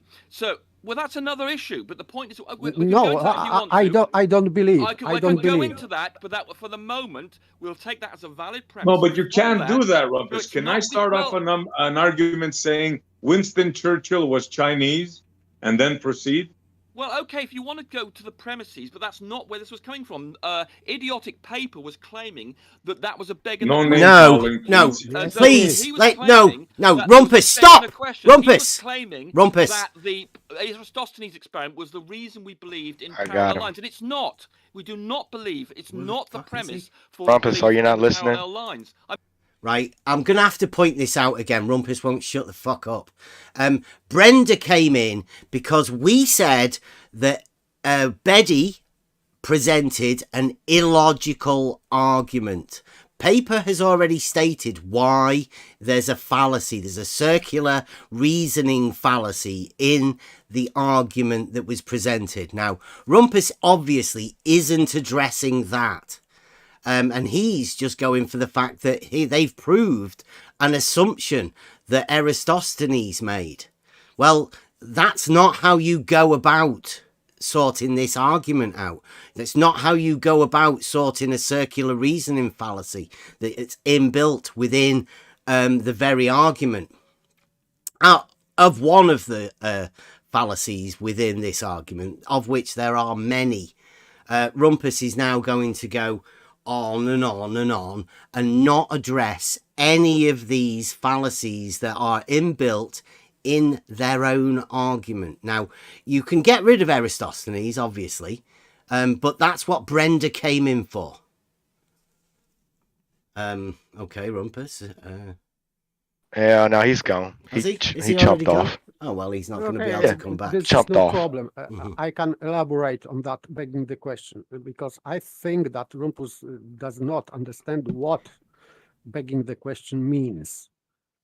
So begging the question means that your premise is not valid or not validated, is not proven, because if you are creating major premise, this is base of your argumentation. So if your premise is not proven to be true, you cannot make valid argument, because otherwise you have to go into fantasy. You can creating a logical statement, an argument and proof, syllogism, you can do with non-existing entities, and you are creating paradox. But if you can establish that your premise is true, first premise, major premise is true, then you can follow with argument. Without that, you are begging the question. So your conclusion is completely meaningless until you prove that your premise is validated, is true. Until then, it is begging the question. And we have two beggings the question here. First, parallel light rays, and second, this curvature of the Earth, because it is built in. Well, apart from the fact that the curvature of the Earth is a vacuous statement. Yes, but it means still nothing. Absolutely, I agree. But in this argument, you have to have both. As at the beginning, at start, you have to have both, because this, let's say, measurements of the, in fact, length of the shadow of the stick, because this is what allegedly Eratosthenes measured. This is only thing he measured, length of the shadow of the stick. So to have this, if he has this measurement of the shadow, he has to assume two things: parallel rays and curvature. So we have two begging the questions here. And easily Rumpus, solved geometrically, right? Easily solved geometrically. yes, geometrically, yes, but still, as a logical proof, it cannot hold, because it is still a circular reasoning based on two begging the questions, on I two was hoping fallacies. to get, I was hoping to get a Rumpus pole length out of it. I know it's in there. I know Rumpus can talk about it at some point, whenever they decide to go into the geometry of what Rumpus is claiming. We're going to get into what is deemed the Rumpus pole. I'm hoping that somebody's brave enough to talk about it. Not so sure Rumpus is quite up to it. And the third thing is, because I said about begging the question, there are two here. And most important part inside this syllogism is that this is circular reasoning. So if you have this curvature in assumption, you cannot prove that the Earth is curved, because this is your assumption. You cannot have assumption being a premise and the same premise in conclusion. This is what is called circular reasoning. If you have your outcome being conclusion in your premise, first premise or second premise, it is called circular reasoning. You cannot have that. And Betty had that assumption, the curvature, as one of premises, so it cannot be in conclusion. So if someone is trying to prove curvature of the Earth and have this curvature of the Earth inside of one of premises, it is called circular reasoning, logical fallacy. You can't prove anything. Yeah, it's like beating a dead horse. I mean, I don't know why we're going over and over and over. Yeah.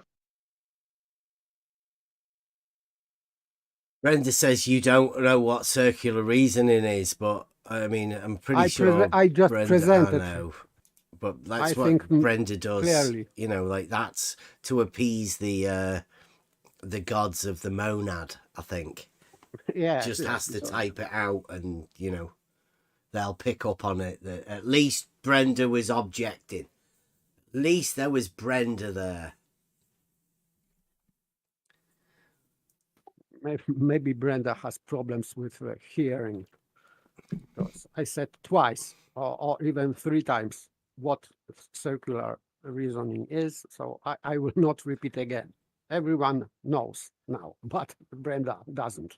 Well, it's not. I don't think it's that Brenda doesn't. I think circular reasoning is part of deductive logic, and deductive logic has been taken out of the new science, the modern day science, particularly to the diletheist. Most affected would be the deductive logic. So certain people would not be able to see the circular reasoning fallacy due to the fact that they're diletheists. They have two truths. There is no circular reasoning. It goes both ways. To the I would say that even if someone is denying deductive reasoning, but still should know what deductive reasoning is. So you can present many examples of circular reasoning, and this Betty example is perfect because we have this curvature in assumption and we have a curvature in conclusion. That makes circular reasoning. You don't need anything else.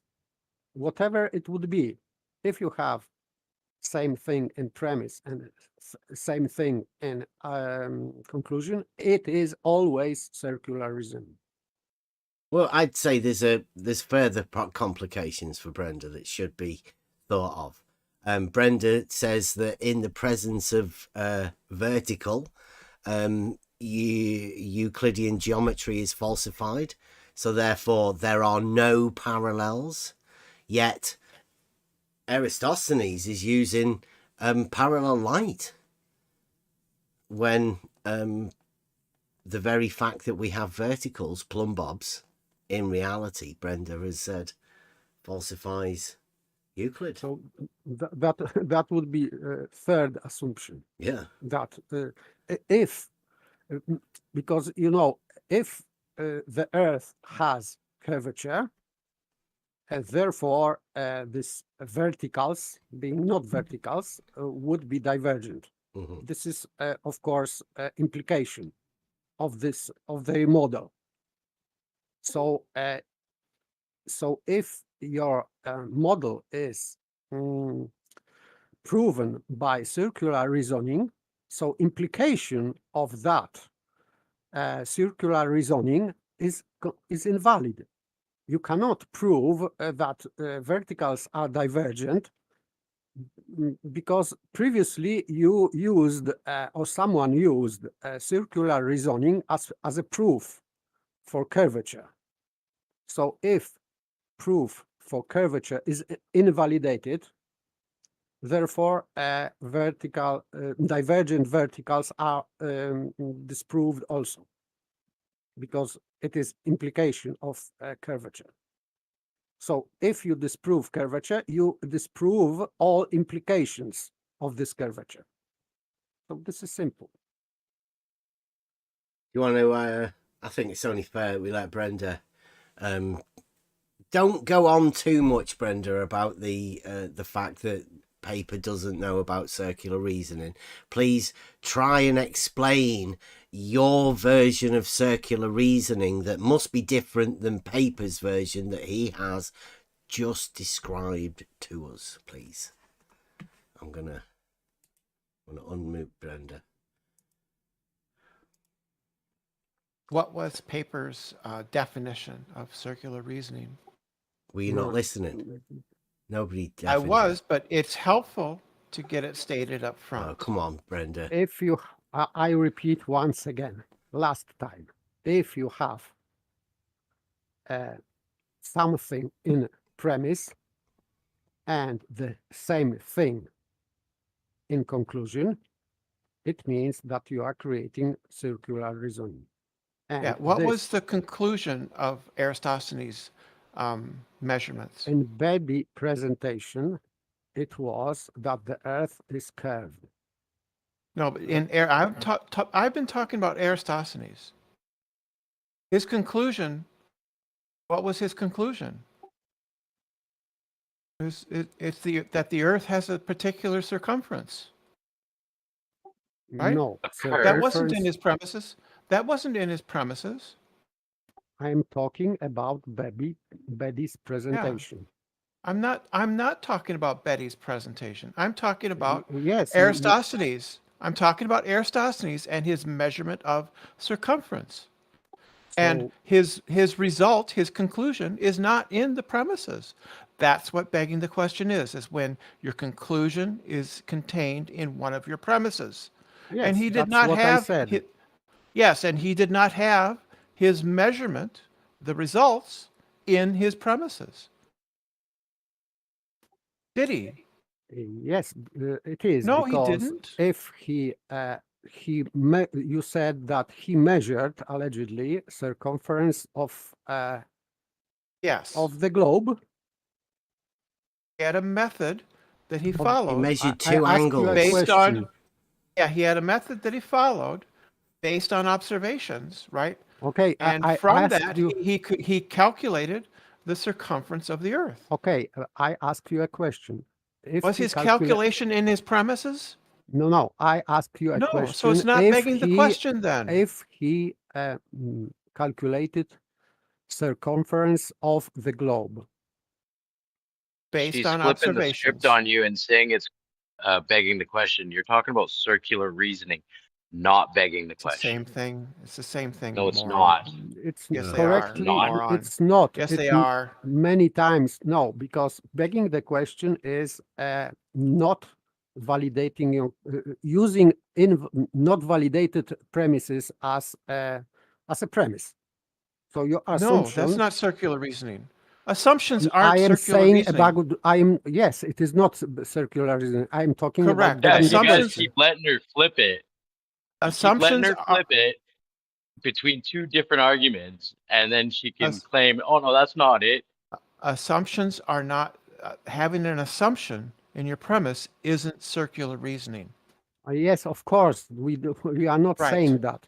We are Right. saying So, that so begging the question. Aristophanes made some assumptions, Brenda, right? Brenda, I would address, because you said wrongly that begging the question is not an assumption. Of course, assumption is not begging the question. Begging Of the course question not. is when your assumption is not proven to be true. No, that's not Yes. true. Yes, No, this is begging the question is only when your conclusion is contained in one of your premises. No, this is That's the what begging. circular. That's what No, begging the no, question is. this is circular reasoning. You It's are the same describing thing. circular. They're the No, it is same not. thing. No, Yes, they are. No, but this is Yes, they begging the are. question. This is English translation from petitio principii, and petitio means the same thing. What in English is begging. You are begging the question. So your premise is questionable. No, it's This, not about this whether is your what question means is begging the question. Yes, your No, premise that's not is, what it means at all. Yes, it Begging is. the question, paper, begging the question is when your conclusion is contained in one of your premises. No, this is circular Yes. reasoning. No, this That's is what circular begging the reasoning. question Brenda, is. please No, just check in the no. live chat, right? There's a couple of statements wrote out. The difference between circular reasoning and begging the question. Please read them. Please.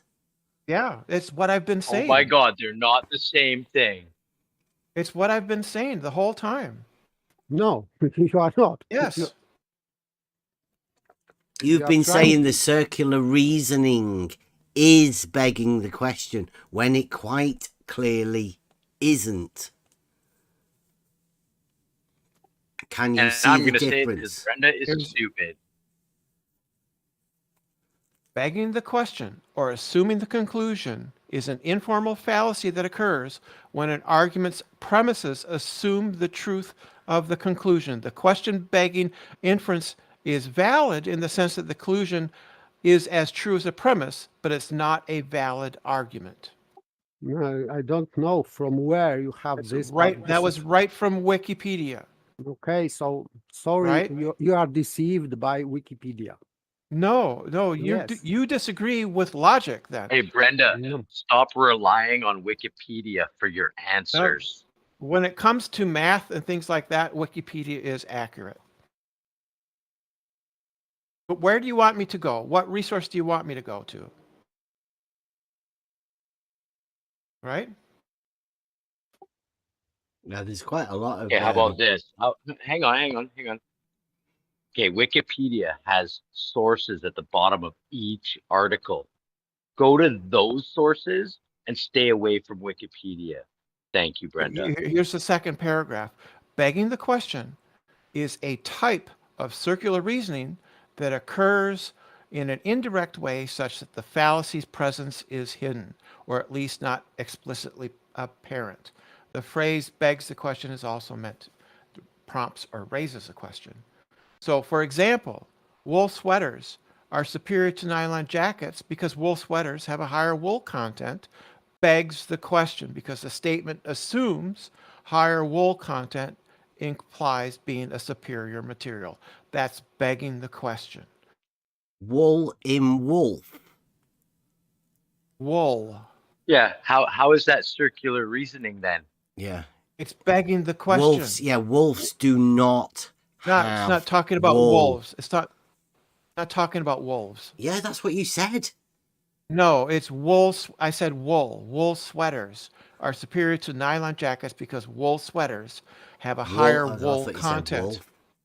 Yeah. Begs the question.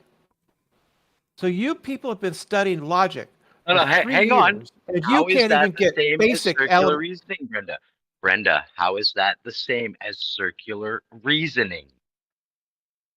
Because it implies that the wool content is a superior material. It begs the question. How is that circular reasoning? All begging the question fallacies are a type or subset of circular reasoning. You're not answering my question. I just You're not did. answering my question. I just did because No, you begging the didn't. question is a type of circular reasoning. How is it? No, how is it? Not what is it. I told you. How is it? Oh, come on. No, this is exactly where it goes to. We're now discussing circular reasoning without actually discussing circular reasoning, which is sort of the problem, right? We're going round in circles within an argument about circular reasoning. Right. It's fantastic. So Aristophanes... That's fine. So we'll return. Aristophanes did not beg the question because he made assumptions. Lines. That's not begging the question. Yes, it is. No, it is not. Assumptions, paper, assumptions are not begging the question. They may That's be. That's not what it means. They may be. Can we say that he assumed parallel light to be able to assume that perpendiculars are not parallel? Would that be a sort of... I don't think he involved perpendiculars at all. He measured the angles of shadows, not perpendiculars. Okay. What are you talking about? No, so Aristophanes... The angles of shadows. From where? Where were the angles of the shadows? From apparently a well in Cyrene, right? Yeah. And what was that? Pole. It would be a well. That's just vertical, yeah? Yeah. Okay, so there's no angle there, is there? When the sun was at, it would be 90 degrees, right? Because the sun would be 90 directly degrees overhead to what? To the earth at that point. Perpendicular. You didn't say, you just say that he didn't say anything about perpendiculars? Right, he didn't. But you just did. You put a 90 there. I said there was no angle, and you put a 90 there. You put a perpendicular there. He measured angles, yes. Okay, so if you want to say that implies that there's a zenith, he assumed parallels to prove he didn't. That perpendiculars are not parallel, right? Within his angle measurements. He didn't try to prove that perpendiculars are not parallel. That's not what he was about. Okay, so did he end up proving that for you? What he was about was measuring the angle of the shadow, or the length of the shadow cast by. Do you think he proved that one of the perpendiculars isn't straight? I think he assumed that when the sun is directly overhead the well, it is shining straight down the well. A zero angle. I don't know if that's an assumption. I'm not sure that's That's not an assumption, though. That's just an observation, right?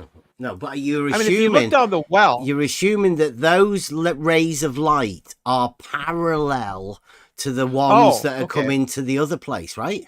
Yes, that's the point. No, it was not an assumption. That was an observation. Yes, it is an assumption. No, But no. Sorry, even if it was an assumption, it's not circular reasoning. Sorry. We are talking about this well in Cyan and a stick in Alexandria. Right. So he observed, allegedly, that there was no shadow in that well, and in Cyan, and at the same time, it was a shadow from the stick. Yes. So we have to. It wasn't really a stick, though. It was a pillar, wasn't it? Whatever. Pillar. It was a pillar. Or stella, or whatever it was. A stela, right. Those were common. But it Great means, big phallic shape. So it cannot prove shape of the Earth, of course. Why not?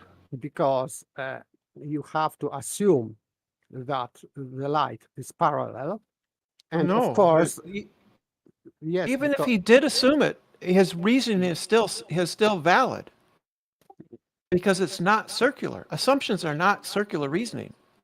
Problem is, in that case, in case of Eratosthenes, is that if we can have two assumptions in his observation. We can assume close and small sun, which would produce the same effect, or this, as you say, very distant and large sun producing parallel lines, rays. So, it is not proven. Yeah, but we know that the sun can't be close. We know that the sun can't be close. How we know? This is what. How do we know? This was question for Rumpus, and he didn't respond because he didn't want. People muted him, right? Absolutely You're very deceitful. So the reason we know it can't be close is because the rays of light coming from the sun are parallel. Right, so they are parallel, right? So yeah, parallel lines exist, right, Brenda? Wait a second, Bev. Brenda, what you just said is circular reasoning. That's not circular reasoning. Yes, this is no. We know the sun. We know the sun is distant because the rays of light are parallel. Yes, that's not circular reasoning. And why we know that they are parallel? That's an observation. That's a brute fact. No. This is not. It's a brute fact. Absolutely not. It absolutely is. In this experiment, let's say Eratosthenes experiment, we have a difference between, because in one place there is no shadow and in other place there is shadow. So it rather says that they are not parallel. No, that doesn't. We know previously to that observation that the rays of light coming from the sun are parallel. That was my question. You said that. I answered it too. You said you didn't listen. I listened very carefully. No, you did not. You said that we know that the sun cannot be close because light rays are parallel. That's what you said. Other observations. Which one? Ones. You can observe the shadows cast in the case of Aristophanes, and at his time,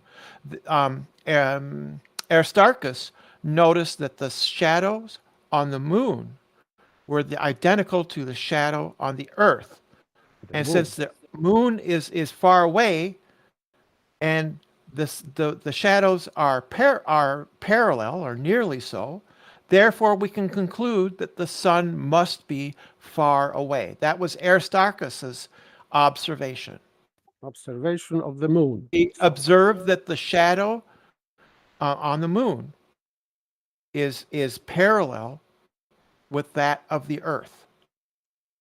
What? And this is proof for him that's that Aristarchus. For distance, no. So he assumed that it refers to the sun. No, that's just a direct observation.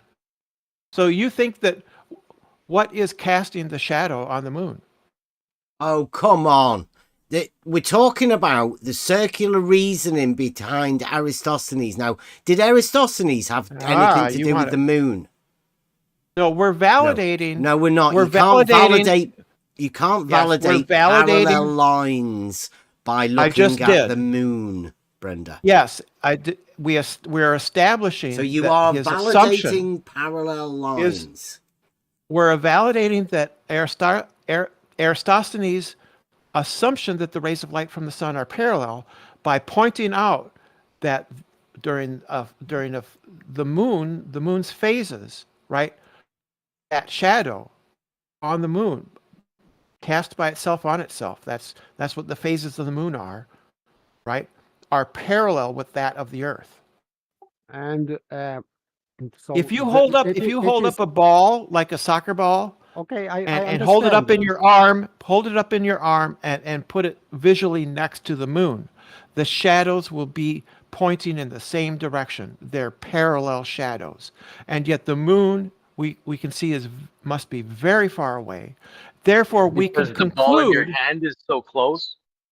We can conclude that since the object in my hand has the same shadow as the object of the moon, which is far away, we can conclude. And how far away is that ball in your hand?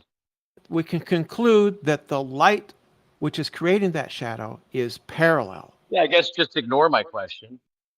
I was just trying to complete my sentences. Okay, but still, it doesn't Right? prove anything because. Well, I'm just going through the transcript of Beddy's, and I've put in assumption, and you know how many times the assumption is mentioned within Beddy's presentation, Brenda? Do you know? Bev, do you want to know how many times? It doesn't matter. It doesn't matter. 165. It's assumptions. Yes, it was a big thing. And if you'd have watched Beddy's presentation, you would know that, Brenda. An assumption is not circular reasoning, Bev. Assumption is... And paper has admitted that. Question. I said... No, it is not. Assumptions do not beg the question. Yes, they do. No, they do not. Assumptions do not beg the question, paper. Right at the beginning, Brenda. 6 assumptions. That's like I showed you. Doesn't matter. I clipped them. They were what Beddy presented as 6 assumptions that Aristophanes used within his argument. Now, Beddy is the globe logician, right? He's the man, isn't he? That does all of the arguments. Bev, assumptions don't invalidate your argument. But they're not the premises of his argument, are they? They're if assumptions. Your premise contains... If your premises contain an assumption that doesn't invalidate, what's the premise for Aristophanes' argument? What is the premises for the conclusion? Please state them. If the premise is we assume that the light coming from the sun is parallel, that's an assumption that doesn't make the argument invalid because it does. Assumptions don't make arguments false. Yes, they can if they are proven, if they are unproven. No, they don't. An assumption does not make an argument false. It does. Yes, it does. No, it does not. Yes, You've been studying logic for years, and this is elementary. Day 1, chapter 1 of the textbook. Beddy says it, Brenda. You haven't got a clue what you're talking about, and you've been studying it for years. I am not. And you have no understanding of. You have no understanding of logic at all. None. I'm not talking about modern logic. I'm talking about. I'm talking about classical logic. Yes, I'm talking about classical logic. Yes, you have to have proven premises because no, you don't. Your assumption. Your premises can be an assumption. Don't interrupt. Assumption to validate your conclusion. That because your conclusion has to be true. No, your assumption, your conclusion can be contingent on the assumptions being true. No, so yes, it can be. Assumption, yes, assumption has to be assumed to be true. Yes. Yes, that's what an assumption is. It's something And that you assume to be true. until it is not proven to be true, it is begging the question. No, it's not. An Yes, it assumption is not begging the question. You've been Begging the studying this for question. years, and you don't even have a freshman level understanding of, Can we? Do you want to, classical logic. Brenda? Do you want to just hear the thing? Let me sort this scream out, and I'll. I'm done with you. You're Goodbye, we're Brenda. gonna show it anyway. Goodbye. Yeah, we I'm can go gonna over it. show We it can just anyway. remove Brenda. Okay, so there's a Okay. thing on the for you guys in YouTube. I'm gonna get the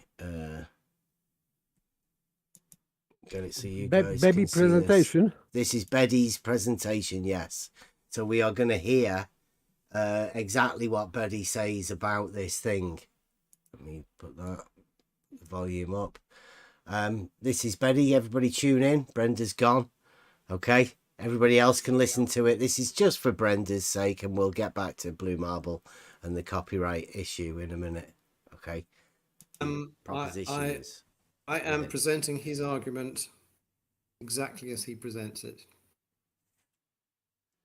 Okay, okay. Well, I mean, I've never heard it presented exactly as he presented it, so this should be enlightening.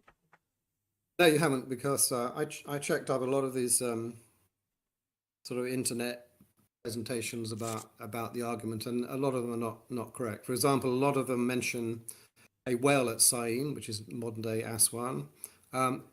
Eratosthenes never mentioned a well. He used in both occasions he used the idea of a sundial or a logion. I'll come on to that.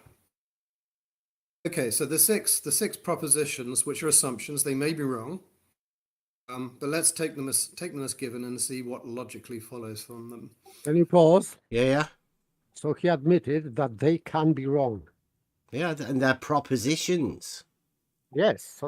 So these assumptions are propositions, and they may be wrong. Yeah. So yes, and until they are not proven that they are not wrong, this is begging the question. And this part what Brenda cannot understand, I think. Yeah. He starts off with this, and let's listen to how many times assumptions are mentioned in this opening statement. So the first proposition one, assumption one. Syene and Alexandria lie under the same meridian. Now, are we all comfortable what a meridian is? No, go on, you explain that. Right, a meridian. Sorry, what did you say, Bev? Said it. Can you please explain it fully? There may be people out there that don't. So that's fine. I'll explain it. So a meridian, which is from the Latin, from the Greek mesembrino, means noon. That's all it means. It just means noontime. Noontime, by definition, is the time. And you're in Syene. You look up, it's noon, and you get a shot. Okay, then what? Right. Yeah, we're still working on the assumptions, right? Though that was just the first assumption, Freddie. I don't want you to get tied down on. Well, it's an interesting question, because it's all a question of how do you time stuff? How do you measure time? If all you've got is the sun to measure time by, and if the why are they doing time? Why do they need to know time? Right. Yeah. In order to know longitude. It's assuming time. But I thought it's like this is Aristotelian isn't doing like geometry then or anything. Doing some sort of time thing. This is part of the geometry. Well, we'll come on to that, but let's just say assumption one. In modern language, the assumption is that Syene and Alexandria lie under the same meridian. They are at the same longitude. How they knew that? How they knew that is a difficult question and a separate one. Can I ask why you used it under? I don't know. That's just the term they use. Do you know why? That's the term they use. Sorry? Do you know why? Because they had the idea that the meridian was sort of something in the sky. It was like a great circle in the sky. So if you're under the same meridian, you are under the same great circle of the universe. Okay, so you're underneath a circle. So you go. The first assumption is actually that you are under a circle. That's the first assumption within the Aristotelians. It's going to come on to the next one now. Yes, you're underneath the circle in the sky, or The sun would be doing a circle. Yes. Okay, I'm with you. You sure? Yeah, you're underneath a circle. The same You're underneath circle. the circle. Yeah. Okay, the assumption 2, the distance between the two cities is 5,000 stadia, which is... Okay, there's assumption number 2. So Beddy calls these assumptions. If you want to have a go over this, then you can listen to Beddy's presentation. I think it's only available on Try Thinking YouTube channel. It's the only presentation that's ever been done. And by the way, this assumption, the only one, this is the only one which could be used as premise, because we can say that, okay, they somehow measured this distance because this is doable. You can do that. But then Brenda said it's curved. Like, they don't even have, or Rumpus, I think it was Rumpus that said, that it's not a straight line distance. Yes, I know, but this is circular reasoning. Yes. I'm not talking about that. I'm talking about what Beddy is talking about. He's talking about this distance, which, of course, I think is assumed to be straight, because how you cannot assume curve because you need to prove curve. So you cannot use curve in premise. So it has to be assumed not curve. Yeah, it has to be assumed as a straight line, so Yeah. you can do geometry, and then afterwards you can imagine it's a chord or some part of whatever. like whatever. You do that afterwards, right? Yes, but still, I'm talking about this, let's say, measurement. This is the only assumption that we can, let's say, we can approve that, okay, that would be a valid premise in some argumentation, because we can say that, okay, this distance was measured.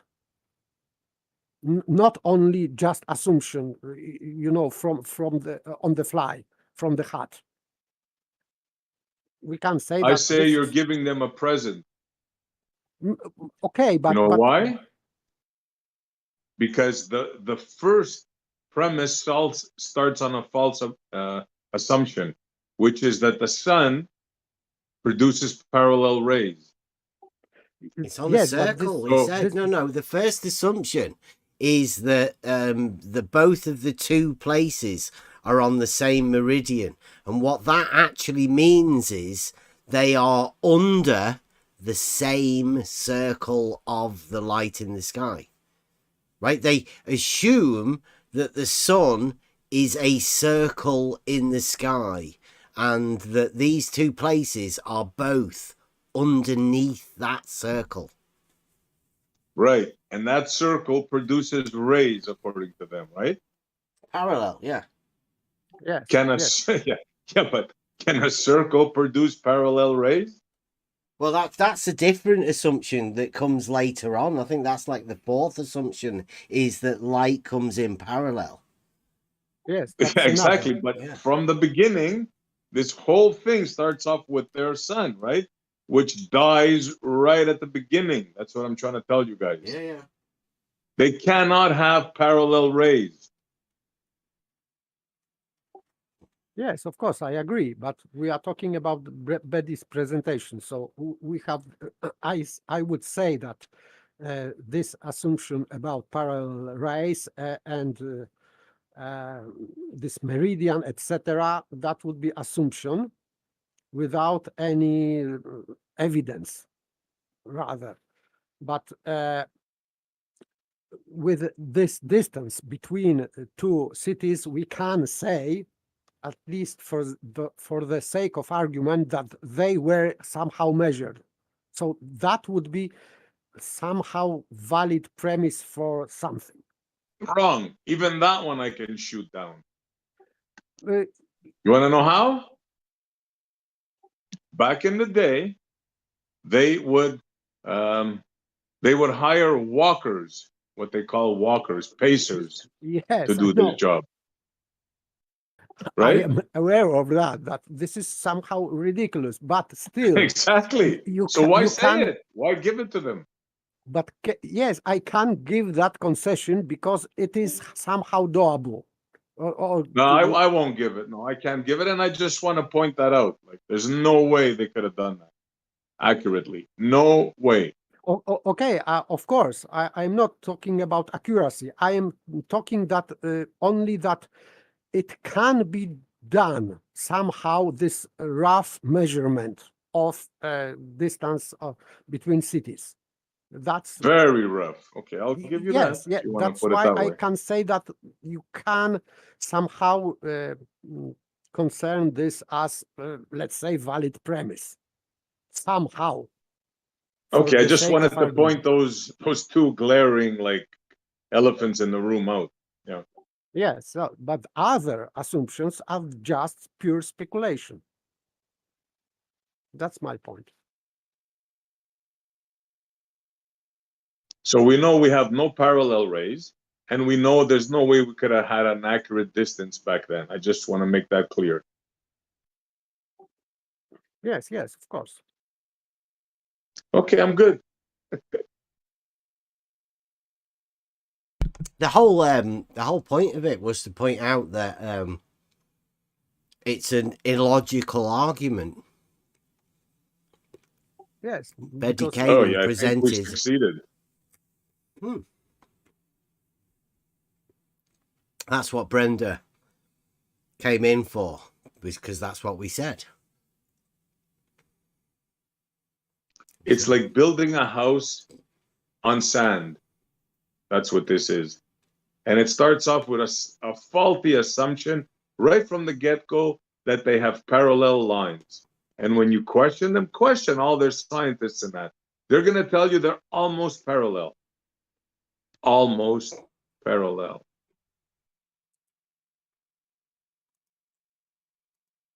Yeah, the people that you're talking to go against. It's all right, bro.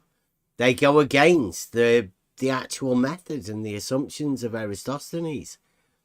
Aristophanes, according to them, proved the circumference of the Earth. Yet they've falsified it later on by saying almost. Yeah. Hey, can I just jump in and say a welcome back to Mr. Wardenclyffe? Sensible. Yeah.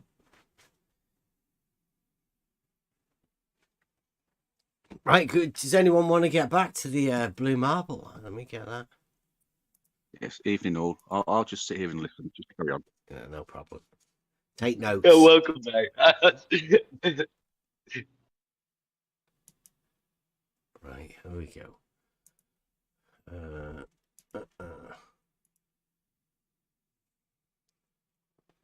Onto the. Can you guys see that now? Plumes everywhere. Yeah, that's it. That's a broken water level. I don't know where that is. Yeah.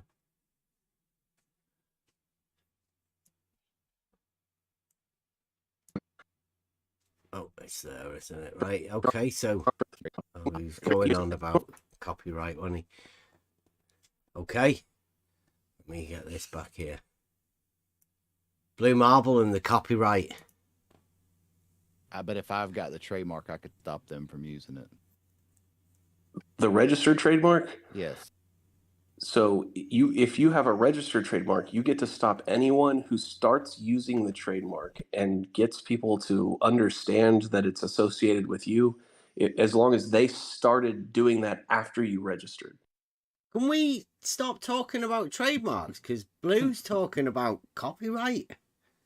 He says his Copyright logo. is the original work of He's authorship copyright. is fixed in a permanent medium. Yeah. So Blue Marble In a has tangible medium. copyrighted Blue Marble Science, the YouTuber, has copyrighted the Blue Marble along with the words Blue Marble Science, has he? Yeah, my copyright is very weak, so I don't know. So it's not even like a trademark, is it? It's very likely a trademark. Very likely. He's copyrighted logo. His logo. Copywriting a logo might be an issue because it's not really an original work of authorship. It's just a symbol that people are supposed to associate with a source, right? Yeah, I'd say it's not me that's saying it. I'm saying Blue Marble Science. I asked him what had he copyrighted, and he said his logo. Now, I'm presuming he doesn't mean his Discord logo, the one right at the fucking side of his name there. Because that's the logo, right? The blue marble. I don't know. Is that what he uses uses on his YouTube channel? Because your posts on Discord are probably not the sort of thing that you could trademark because it's not a use in commerce. It's not trademark. It's a copyright. I asked him what he had copyrighted, and he said, my logo for starts. Now, what's Blue's logo? Because you were saying that, you know, like, since he uses it for YouTube. So what does he use for YouTube for his logo? Using it for YouTube doesn't make it a copyright. It's a copyright if it's an original work of authorship. Look, dude, I'm not saying he's actually copyrighted anything. I'm just saying that Blue Marble Science is saying that he has copywritten his logo. Blue Marble Science. Right, and I'm telling you that it would be weird to copyright a logo. I'm saying it'd be fucking really weird. That's why it goes along with the saying that Blue Marble Science could be bullshitting. He could be one of the biggest bullshitters around here, couldn't he? Because he's trying to tell us that he's copywritten his fucking logo. Or he could have simply mixed up copyright and trademark. Well, he then goes on to say, but every one of my slides, including the ones you constantly show, belong to me. Those slides are probably copyright. Yeah, that's an original work of authorship fixed in a tangible medium. Yeah, almost certainly. You mean the ones that you get from his video? Like a screenshot of every video, he owns all of that, you reckon? Yeah. Do you reckon he's copywritten all of that as well? It's copyrighted by default. You don't have to do anything to copyright it. As soon as you create it and fix it to a tangible medium, it's copyright. The Blue Marble. Do you reckon he automatically gets the Blue Marble copywritten? On his YouTube video, though, I mean, like he could just show it on one of his slides, couldn't he? Right? Yeah, I'd say like Blue Marble Science, the YouTuber, gets copyright on everything he shows on his videos, doesn't he? Even when he's doing other people's videos, because that's all he tends to do, isn't it? That is actually right. It's not actually impossible for two people to have copyrights on the same thing, or for you to have a copyright on someone else's thing, because a copyright doesn't actually entitle you to do anything. It just entitles you to forbid other people to copy your shit. Oh, you mean the shit that you take off other people and go over that? That means you get copyright over that. If Unless you put there's it on a your statute YouTube that video. transfers that copyright to someone else, yeah. Right. Is it not already copyrighted if you're taking it from somebody else's video? Do they not have their copyright? Or does that automatically transfer to you and your copyright whenever you're a Blue Marble Scientist? I don't know. That's too complicated. I know it's a bit weird, isn't it? Mm. I'm interested in Blue Marble Science, the YouTube fella, copywriting his logo. Have you ever seen his logo? It would be a common law trademark is the most likely thing it would be. Have you seen his logo? It's a globe, right? Yeah, does he copyright that? Well, you don't have to. When you say has he copyrighted that, you don't do anything. No, I'm asking you. Do you think he's copywritten it? The only one you have to register is a patent. So you can just say you've copywritten a logo. Do you reckon? Without actually copywriting it, you don't have to do any of that. You can just say it. You can just say it. No, it wouldn't really be a copyright normally. It would be a trademark. But yes, you can just say, I own the trademark to this logo, or I own the copyright to this original work of authorship that I made, and that's totally good enough. His logo. For his logo, it'd be a much easier case to make for a trademark. Yeah, but Come on, that's Bev, not we what got we're to move. fucking talking about. We're talking about a logo being copywritten by Blue Marble Science. He wrote it. It's while you were discussing it with him. Absolutely not impossible but the easy one is trademark. Mm-hmm.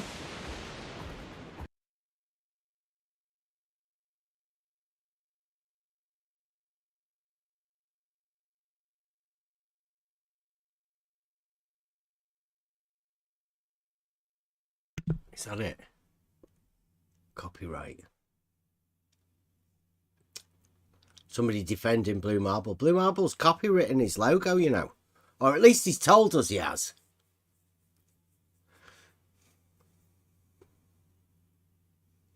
Copywritten his logo.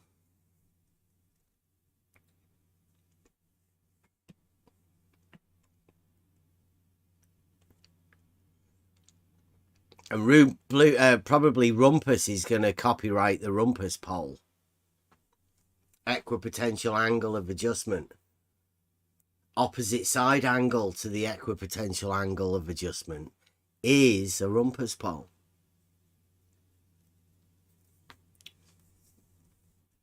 Sorry we didn't get a chance to go over that. A bit weird night tonight, isn't it?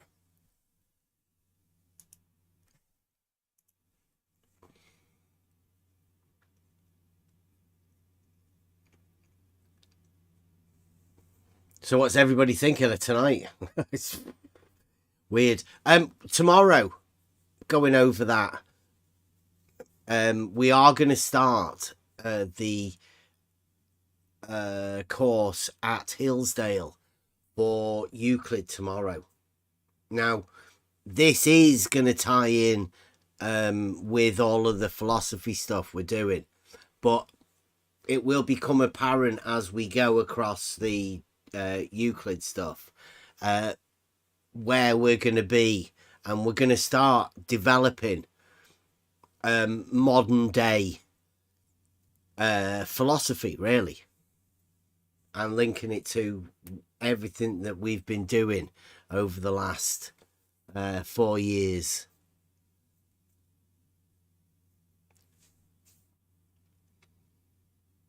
So yeah, it should be good. That should be real good. Euclid. Yeah. Well, it ties in like the states of people's minds goes and ties into the development of new mathematics that comes around from new science. From ever since Bacon, really, they've been bringing home the bacon to develop this new way to use modern science to benefit. Is he breaking up just for me? Is it? Am I breaking up? You are for me. You are not. No. Okay, not for my me. bad. Maybe just be your connection, yeah.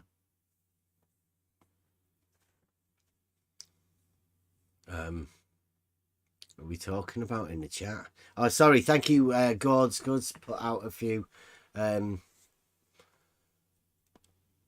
gifted memberships, so there's people there that have got it. Thank you very much for those people. Thank you very much, Gods. And Gods also puts in a super chat saying, you should get something for having to listen to Brenda. More than I can offer, frankly.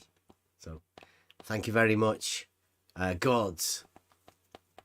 We don't do it for that. But hey, thank you very much, Brenda. Seems like you've helped me out with a little bit of a super chat there. Who are we talking about here in the chat, guys? I don't think I've ever heard of him. I'm quite keen about the debates in this arena as well, because I don't think there ever has actually been a debate. So I'm always highly suspicious of people that do imagine that debating's possible within this arena. I don't believe it is. At least with the argument, I think we just sort of expressed that before. In order for you to have a proof of anything, to come to a conclusion, you must have a valid argument to lead you to the conclusion. In the case of Aristophanes, there is no premises that you can put together to come up with a conclusion. The earth curves, because nobody knows what earth curve is. It's a vacuous statement to have as a conclusion. And obviously, any logical premises or whatever that come before that conclusion have to be built on a fallacy, really. And they are. Even what Brenda didn't realize is that if we assume this parallel lines, rays, rather, it means that it is already assumed that the sun is big and very, very distant. So we have another assumption built in this assumption of parallel rise. So we have two assumptions following each other. So we have two begging the questions.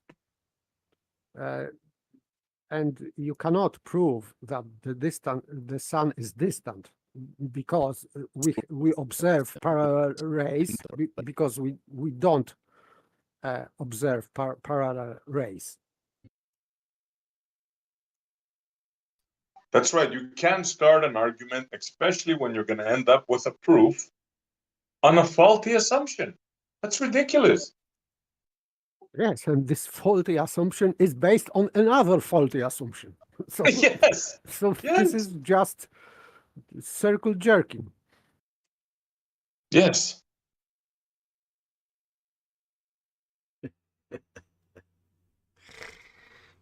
It's like to a point of comedy, really. Yes, it is, and they are trying to redefine begging the question. Of course, if you are creating circular reasoning, you can have also begging the question in it. But in fact, begging the question means that that what you have to prove follows from not proven things. That is begging the question, basically. Yeah, it's so obvious, right? What they do, right? It's like saying Confucius was Greek, or Aristotle was Chinese, and then proceeding on to the conversation. I mean, yes. So it means because you can have circular reasoning without begging the question, and then you are just creating tautology, and your conclusion can be true, but it doesn't prove anything still, because if you are trying, normally in syllogism, you are trying to prove something else than premise. If you are trying to prove premise, it is not reasoning. You have to have different conclusion from your premises. When you are doing that, your premise is in your conclusion, it means that you are creating circular reasoning, and this conclusion can be true, and your conclusion can be false, but it is still a faulty reasoning. It is not a proof. This is tautology. Tautology is that man is a man. And because man is a man, therefore man is a man. This is true. But this is circular reasoning. So you cannot produce proof by using tautology. So you can have true circular reasoning, but it is not a proof. This is why. Oh, sorry, I thought you were done. You cannot prove this, that man is a man, because man is a man. This is not a proof. This is tautology, circular reasoning. It is This is why philosophical arguments in the wrong hands, right? It's like deadly weapons to the untrained ear. They can be easily fooled with fancy words and terminology, and But for Brenda, the statement that man is a man because man is a man is a valid argument. This is what Brenda said. So, sorry, I'm not going with that logic. Diletheism.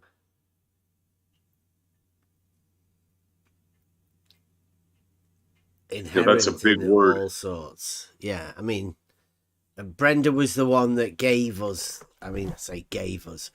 showed us that it is true, right? That there are people that do hold two opposing truths.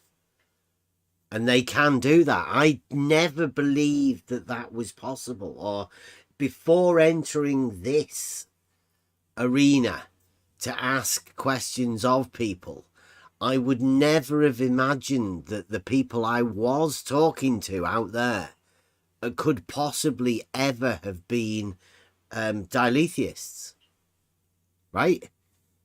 I bet most of you weren't aware. I mean, you were aware of double talk and double think and, people contradicting themselves, but to know it as a core basis, like a fundamental, that they hold this axiom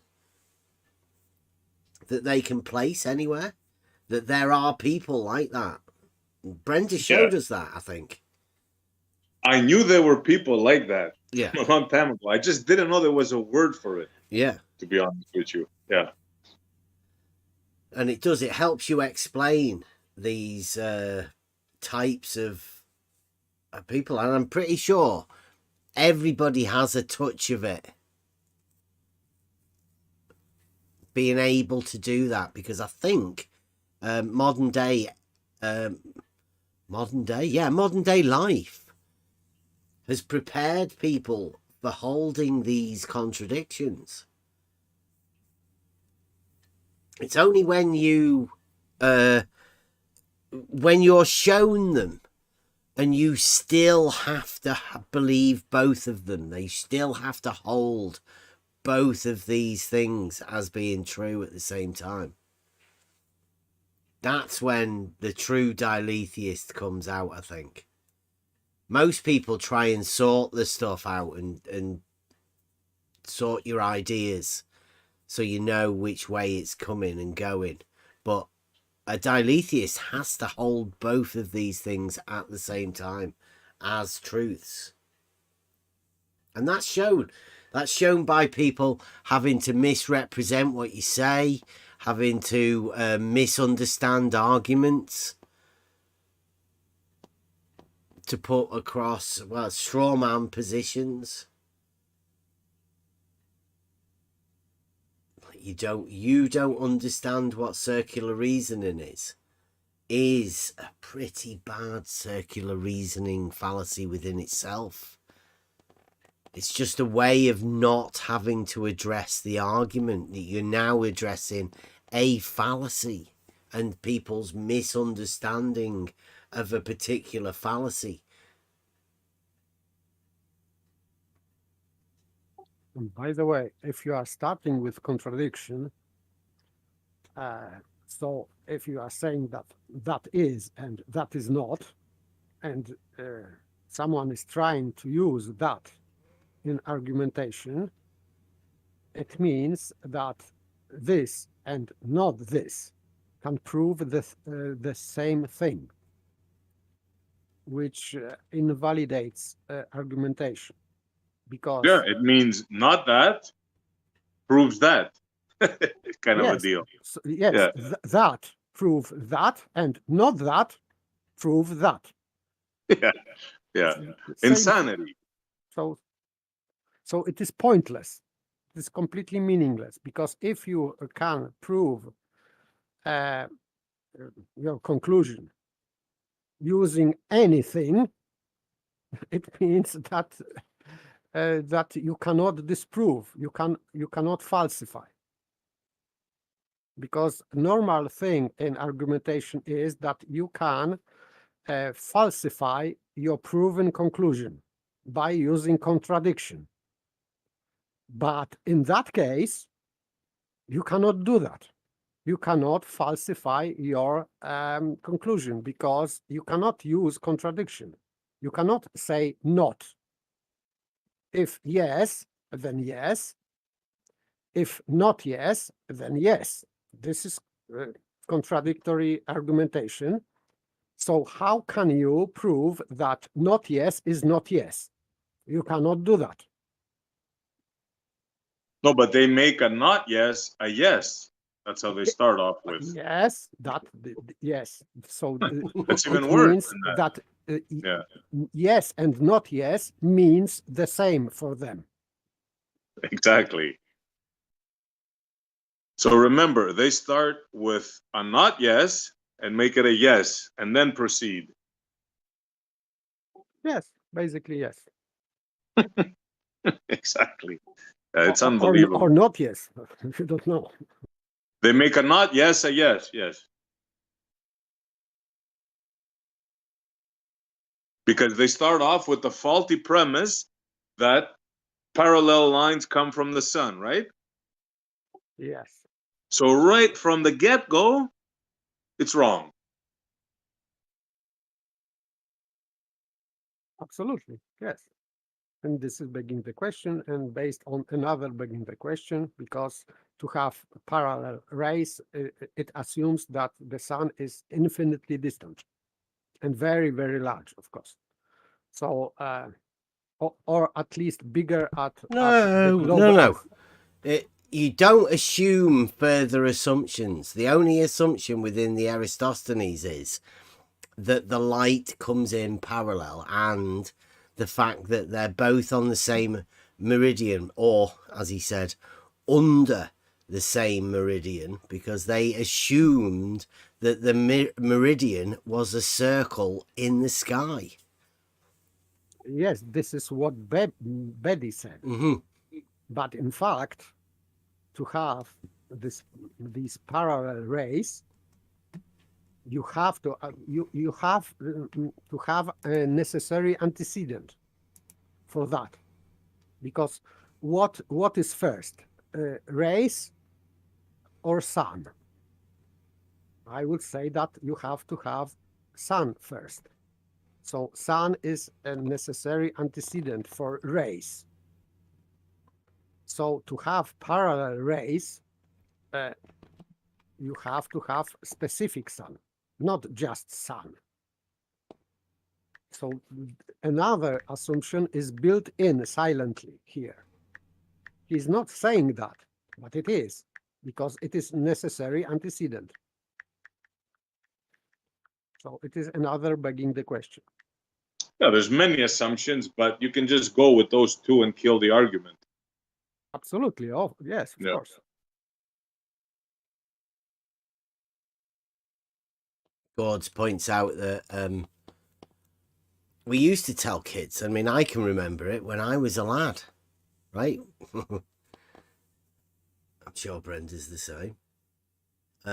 You were taught that sticks and stones may break my bones, but words will never hurt me. But new modern modern man, right, gets offended at words. Cripples him, has them crying, literally making videos to go on social media, getting all upset about people using words, the wrong words.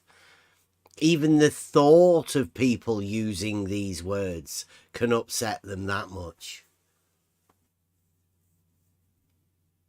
Not just fallacious arguments, but these are just words that some people don't like. They may even be statements of truth. Yet they can be offensive to certain people. That's the modern day life we're living in, where people get offended at words. And how do you know which words are the words not to use? That's the whole reason I came into this. Got a lad, my son, has Asperger's. Now, I know I can't teach him a lie because he's got Asperger's. You cannot lie to people like that. You have to be able to stick to truth, because it's hard enough being brought up in normal life, modern day life as it is. But being brought up with Asperger's, you have to, well, I consider as the parent, you have to bring your children up without lying to them. And in order to tell them not to say certain words that may be truthful words, but to not say them because they may offend other people, they may be abusive words to certain other people. Well, I'm not willing to do that. So I'm here to try and teach my son a way to get around this. And to be honest, I've found, I mean, you have to take a lot of abuse yourself, but speaking the truth is the only way to get around it. Literally, the only way to deal with any of this is to speak the truth and be honest. That's why the server's name is On the Level. It works on multiple different levels, strangely enough. It means honesty. Do you want to come in? Absolutely. Yeah, sorry to interrupt. I gotta say good night because it's supper time. This was a great show, though. Okay, thank really you very good. much. We'll wait till tomorrow with some good stuff. Yeah, tomorrow. yeah. I'll be there for sure. Yeah. Sweet. Thanks for joining. Yeah, so there's going to be a lot of people that don't like the arguments that we're bringing. There's a lot of people that have been living within this arena and not noticing fallacious arguments that have been made. But they've been made and they've been turned into the canon of flat Earth. People have just accepted it as being canon without actually scrutinizing what the argument is. What's the statement that's being made? How did you come to that conclusion? What is that conclusion? What does it mean?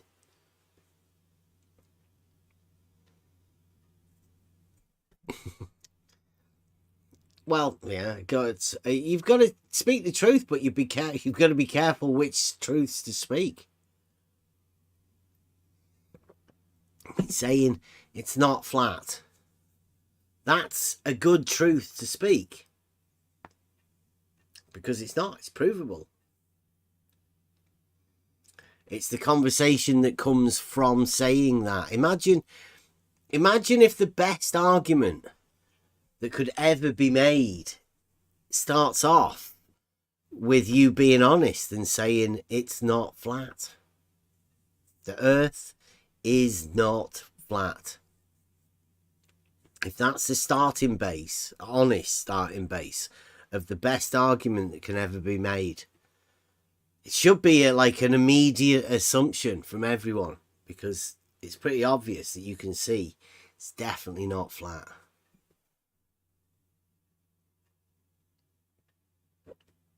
And it's about time we did start off with a bit of honesty. It's 2023. Look at the fucking state of the place. Let's have a bit of honesty around the place. And yeah, it'll be tough for a lot of people. Sorry. But hey,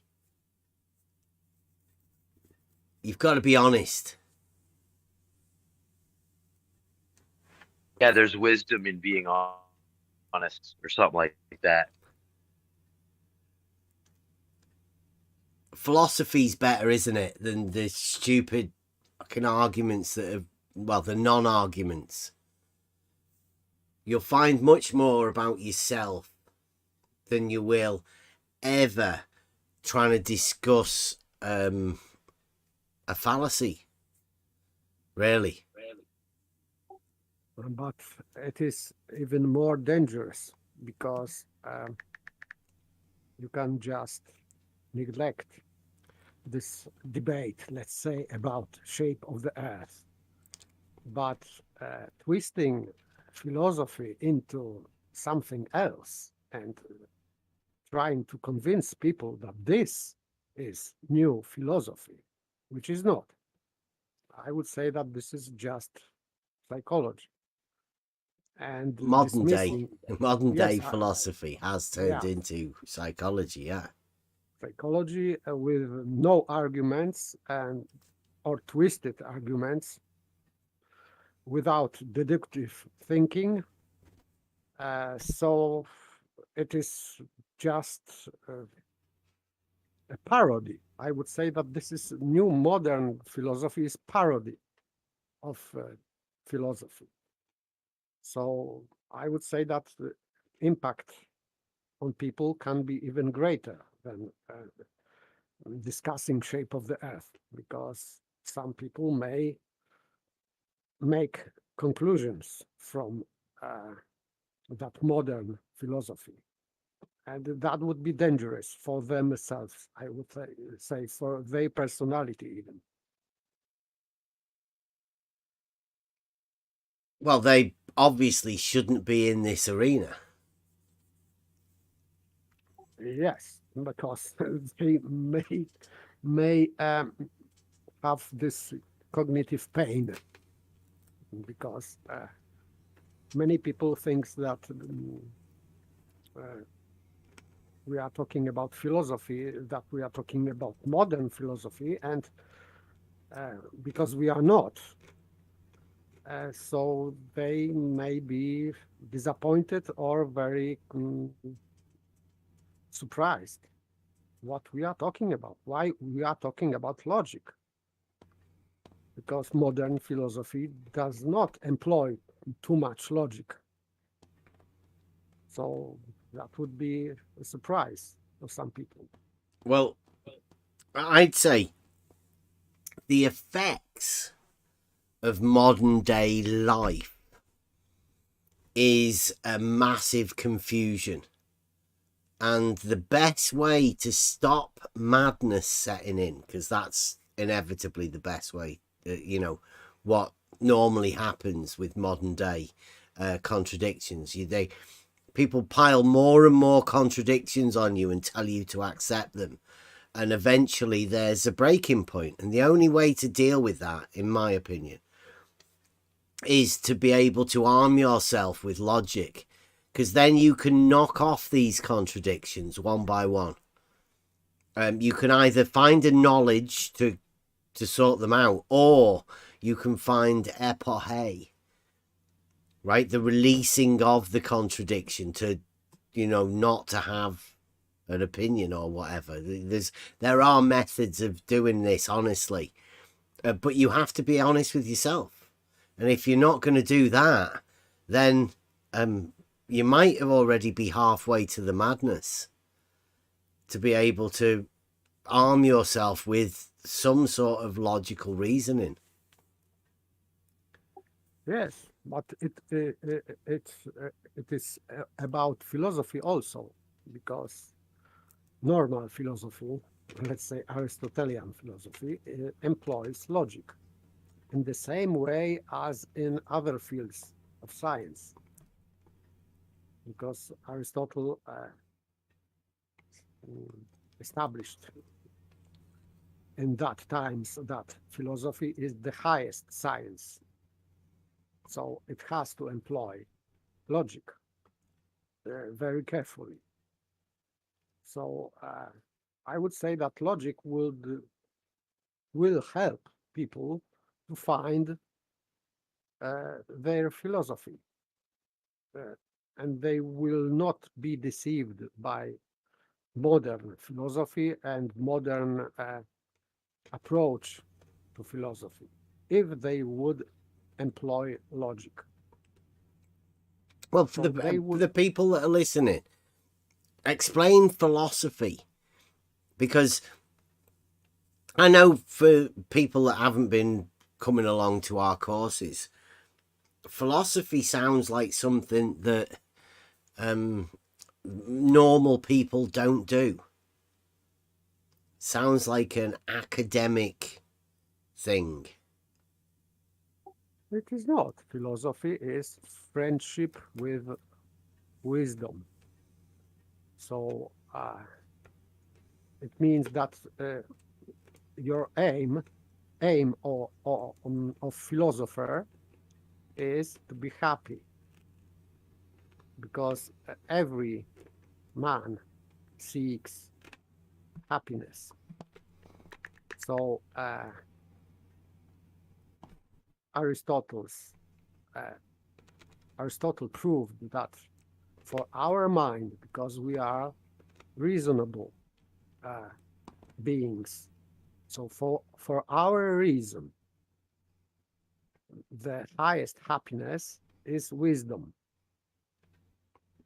And we can obtain this wisdom only using logic, because there is no wisdom in non-logical statements or arguments, because wisdom is connected with knowledge. So because the more we know, the better choices we can make. So and to have better knowledge, we have necessarily employ logic, because without logic we cannot know. So we have to have logic for knowing, knowing for wisdom, and wisdom for happiness. And this is philosophy. God says, philosophy is one's consciousness reaching a logical conclusion for a way of being in the world. So that's one of approaches. Yeah. I would agree, but this is not very general. Yeah. And he says, and we all have our own. That's the point. Philosophy isn't something that you get from other people. It isn't something that you study and you learn and then you can apply it. No. Study is, for philosophy, is finding your own, like God says. Yes, because philosophy, in order to be philosopher and to reach this wisdom and happiness, you have to change somehow your personality by your own. You are perfecting your personality. So you are changing yourself. Not because you are forced to do that, because no one can force you to think. So this is what people can do on their own, and only on their own. You cannot be programmed by philosophy. This is what you have to do for your own, thinking for your own. You cannot take received opinions. And it needs to be because discussed as well. That's the point. discussed and understood by your mind. Your own mind has to understand. So it is not, because if you have only given opinions which you don't understand, you are not wise. You don't know. You really don't know yet. Only if you understand. And to understand, you have to employ logic. Then you can become philosopher.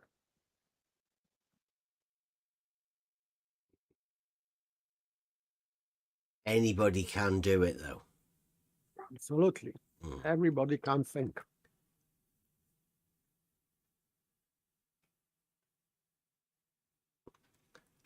Really, it's just about placing logical statements together, isn't it? Yes, to create syllogism. Yeah.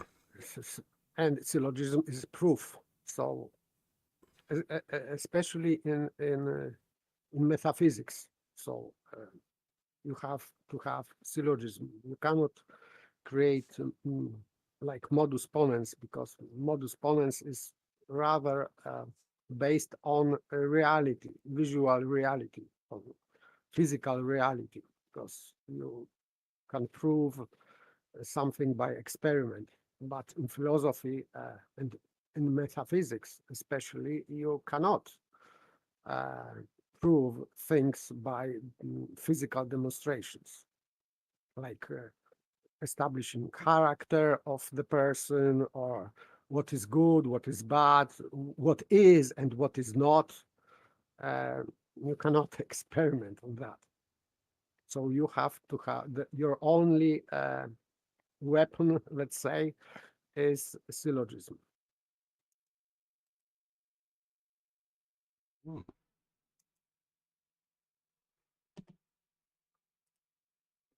Okay, did you I am get that off to from, bed. Aston? Thank you very much. Good night. Cheers, paper. Where did you get that from, Askin? I want to put that in the... I don't know what sort of file I've got. I have to put it in the Euclid file, won't I?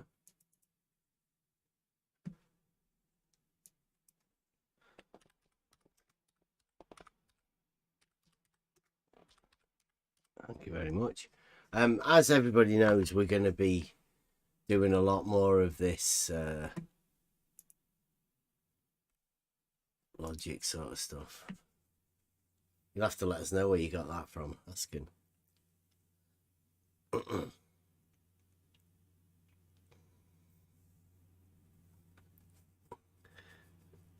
Mike's watching more debates. What debates though? Like proper debates? Or not? None of these debates around here. I mean, there was one the other day. Jim and Ed Freeze. It's crazy sort of stuff. I watched a bit of it. Some guy was pointed at a Mars bar. Not so sure that's a typical debate tactic. You know.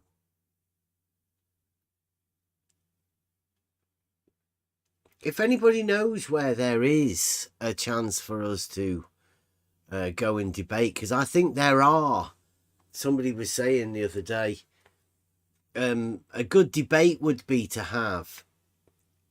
Yeah, Mike, this particular debates that we want, I don't think I've got anything to do with the shape of the earth. It's about the reasoning.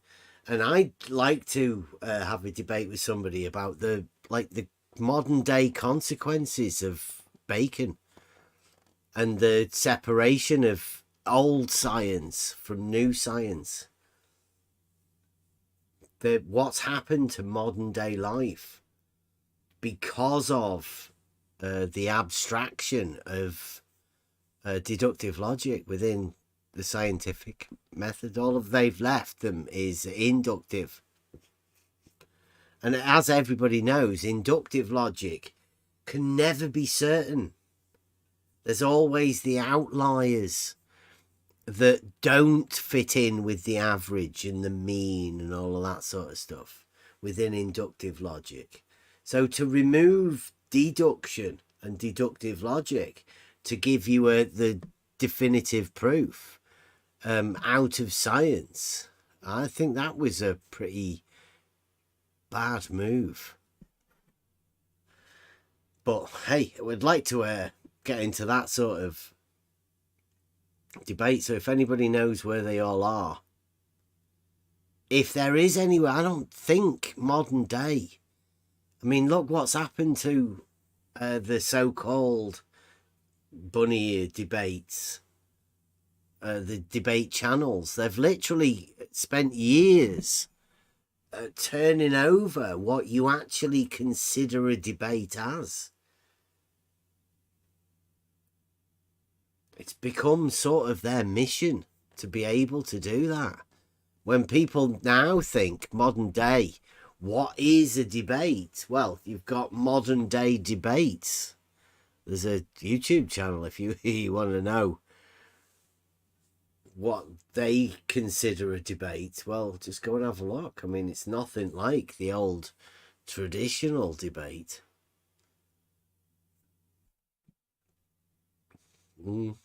Yeah, modern seems to have this connotation where it means not like the old stuff, but everything in its time was modern. It's like saying surveyors, right?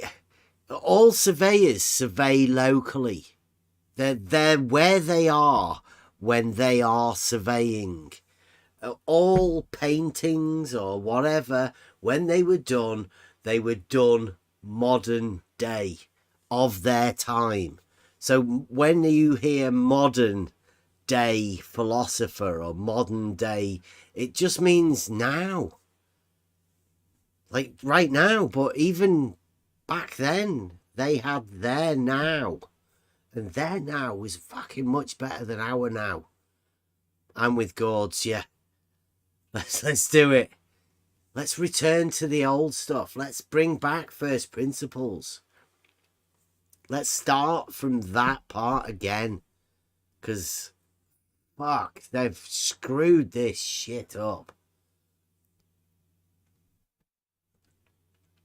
But nobody's going to want, like, this is literally, it's going to be us just doing this.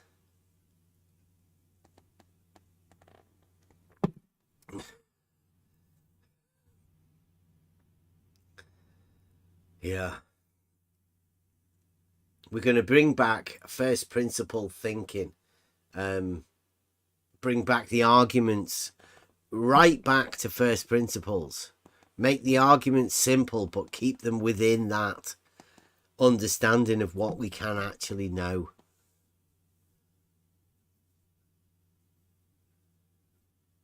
Yeah, objective reality certainly isn't up for debate, you're right. I wouldn't say so, but it seems like there are people that do actually want to do that. Modern day, I mean,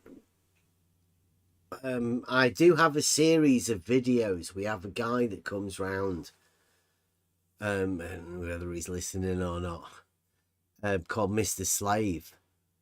And Mr. Slave definitely has this modern way of thinking, and it's rather surprising what methods are being employed by the modern day debater.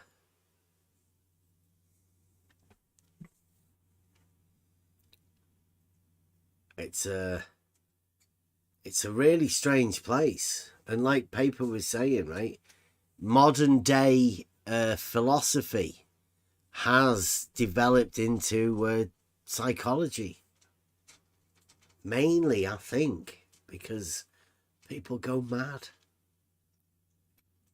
So many different philosophies and different thoughts that are ingrained into the young minds of children.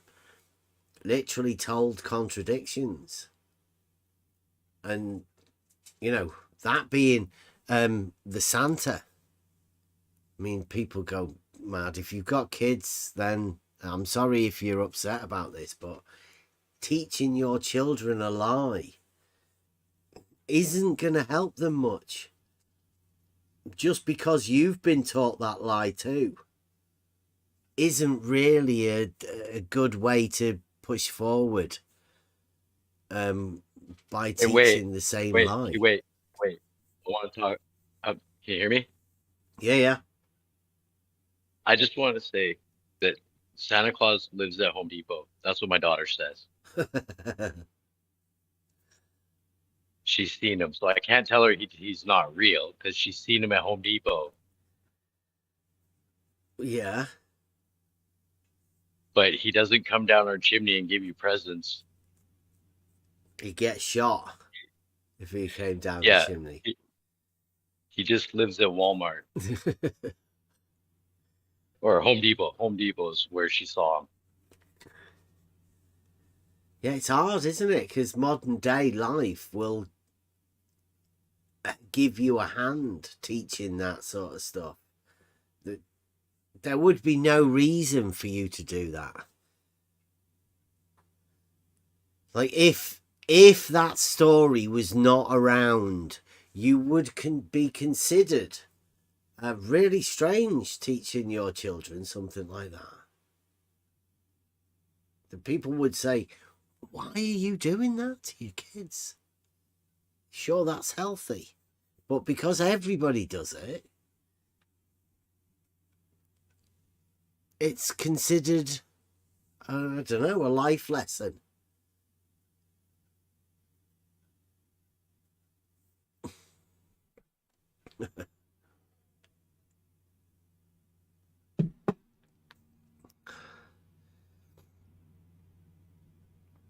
We will probably be delving into the idea that you can call something modern day and what implications that actually gives that thing.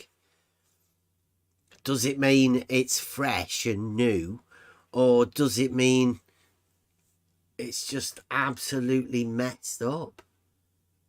Too many competing philosophies to be anything really. Just a confused mess of all the weird things that have happened since Bacon.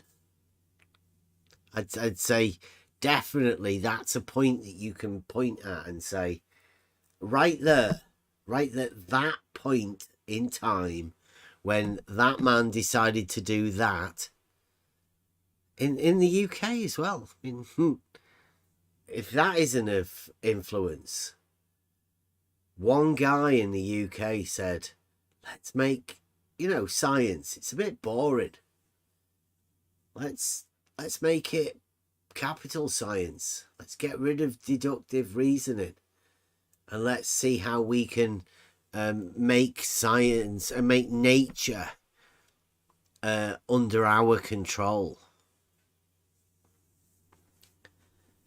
That's a big statement to say, and I would say modern day living has come round from that.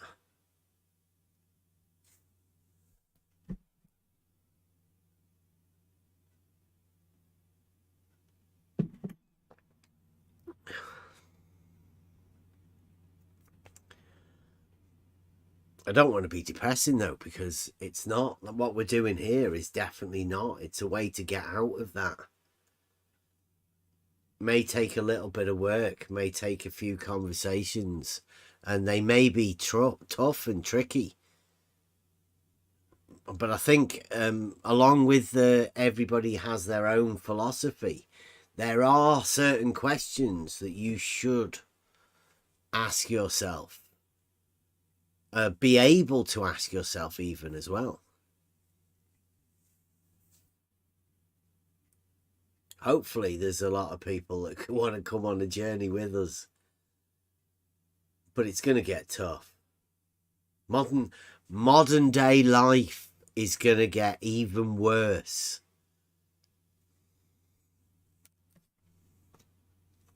That's a fact. Because these sort of stuff, these times don't resolve themselves.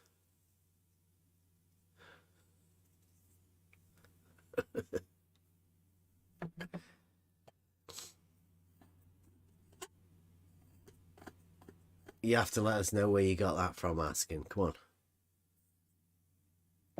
Give us the stuff on the divided line.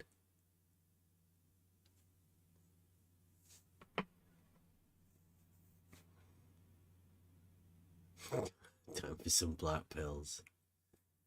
I don't think so. I think they're all red pills, aren't they?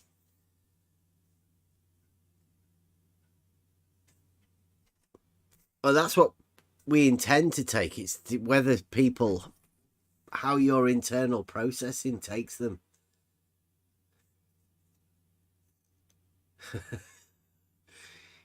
No way did you get that from Betty. He should do a thing on his own then for the logic. Brenda said he'd been talking about logic and philosophy. College, studying it. Can you imagine?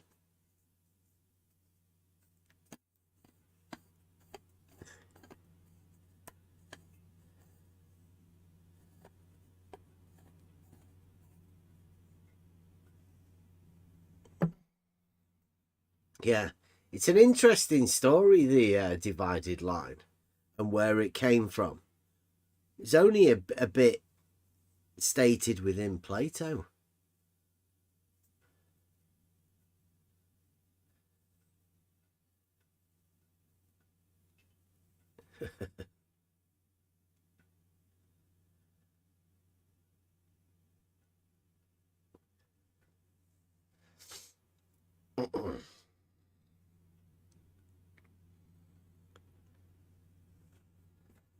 I don't know, what time is it? What are we doing? 11:30.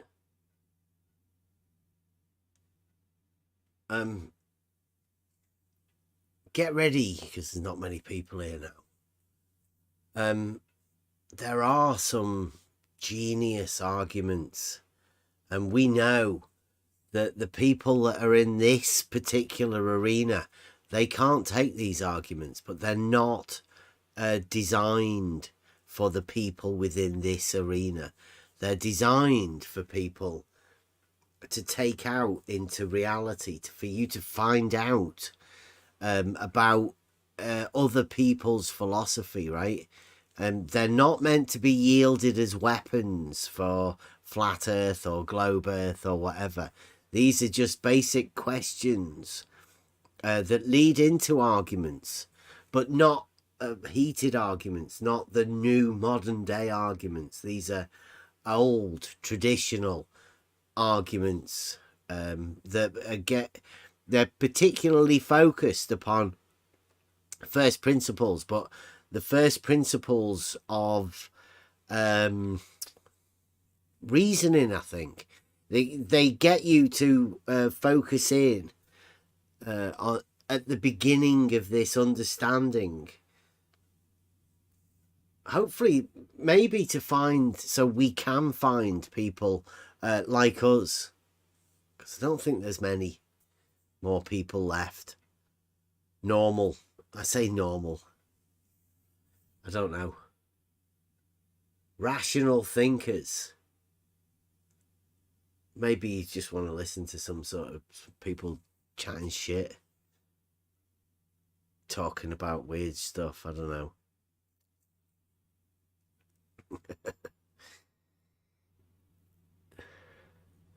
Yeah, the modern day normal, not the modern day normal. The modern day normal's like zombies. I'm pretty sure that the zombie nation's already here. There's not. I don't want it to think that I'm being elitist or anything around this, but the channel name is Try Thinking, and I do not think there are an awful lot of people who are willing to attempt to join us in the modern day thought, because I think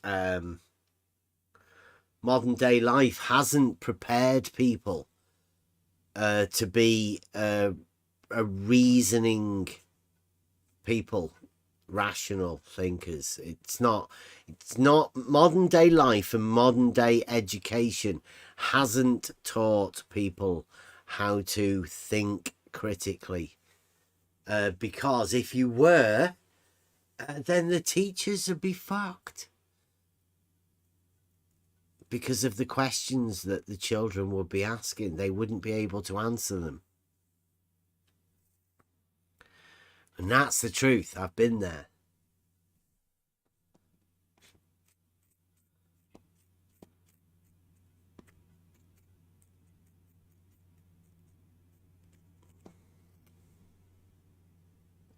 So please join us tomorrow. I think we're going to end it now. Has anybody else got anything they want to say? I'm going to take... I've had a couple of exchanges about certain arguments.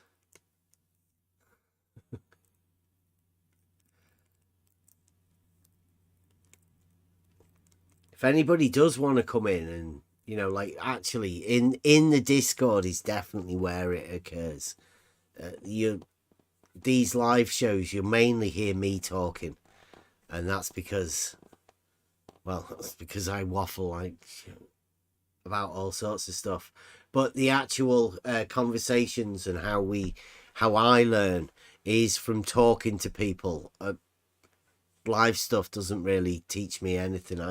I learn from the conversations that we have in Discord. So if you want to come in and get involved in it and possibly have the best chance that you will ever have of having your words immortalized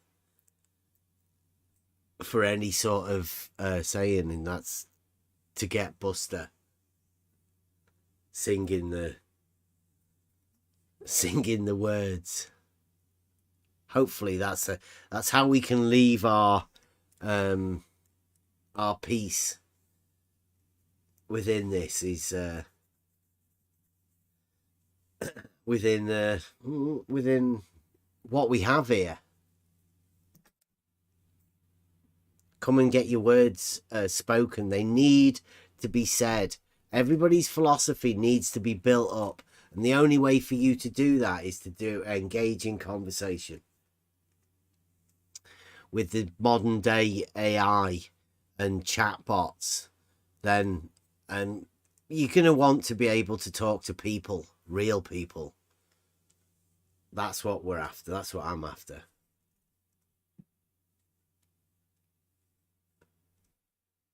So come on into the Discord, On the Level Discord.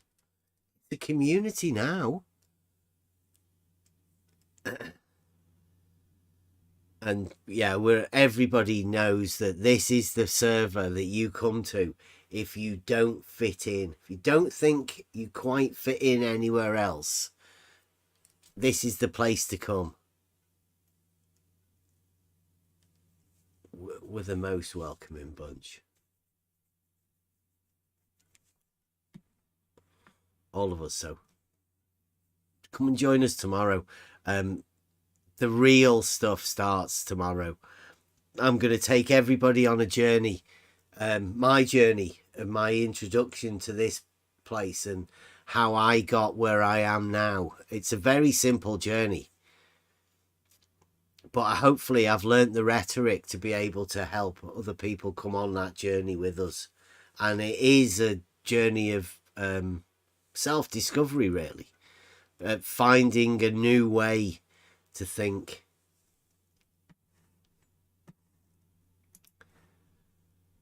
Get Buster ready.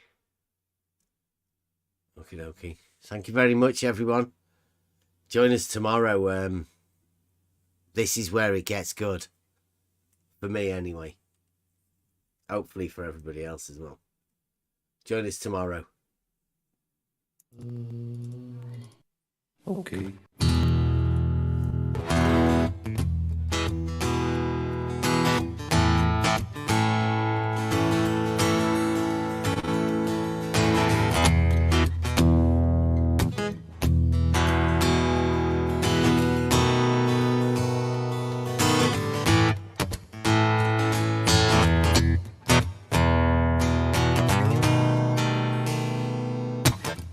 Is it a hump or a drop? What do you say?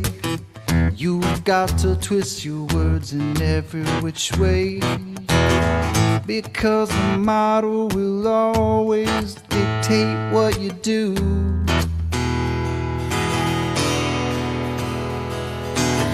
Everybody knows that you've got the model affliction blues. Is it a straight line, or does it curve? Some people don't clamp it, but that is absurd.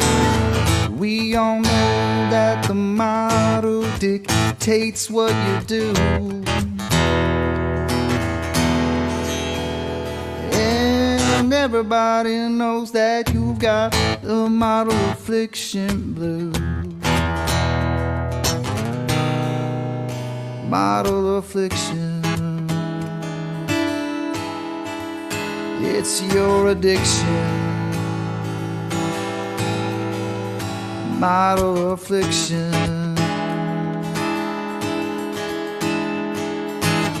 it brings you so much pain. It's your ball and chain.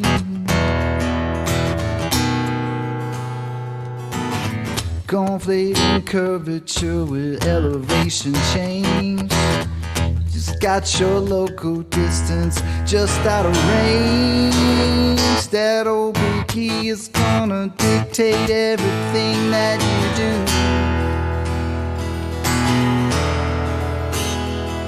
And everybody knows that you've got the model affliction blues. Model affliction, it's your addiction. Model affliction, it brings you so much pain, and it's your ball and chain. It's your decision defending the model position. You just don't know the geometric proposition. That old ball will always be illogical to you.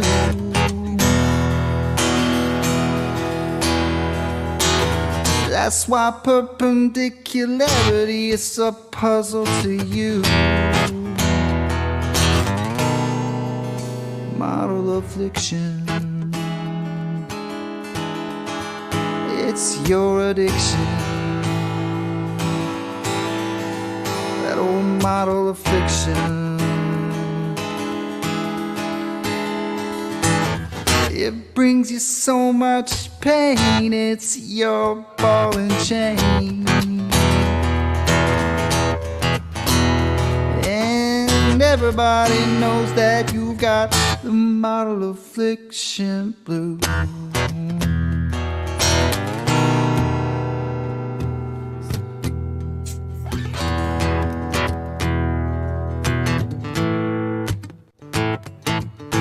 Works really good with this guitar.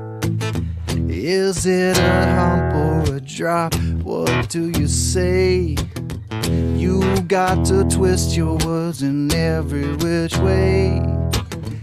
We all know that the model dictates what you do. Well, we know you got it, the model affliction. Model affliction. Model affliction. Model affliction. Well, we know you got it. The model affliction blue.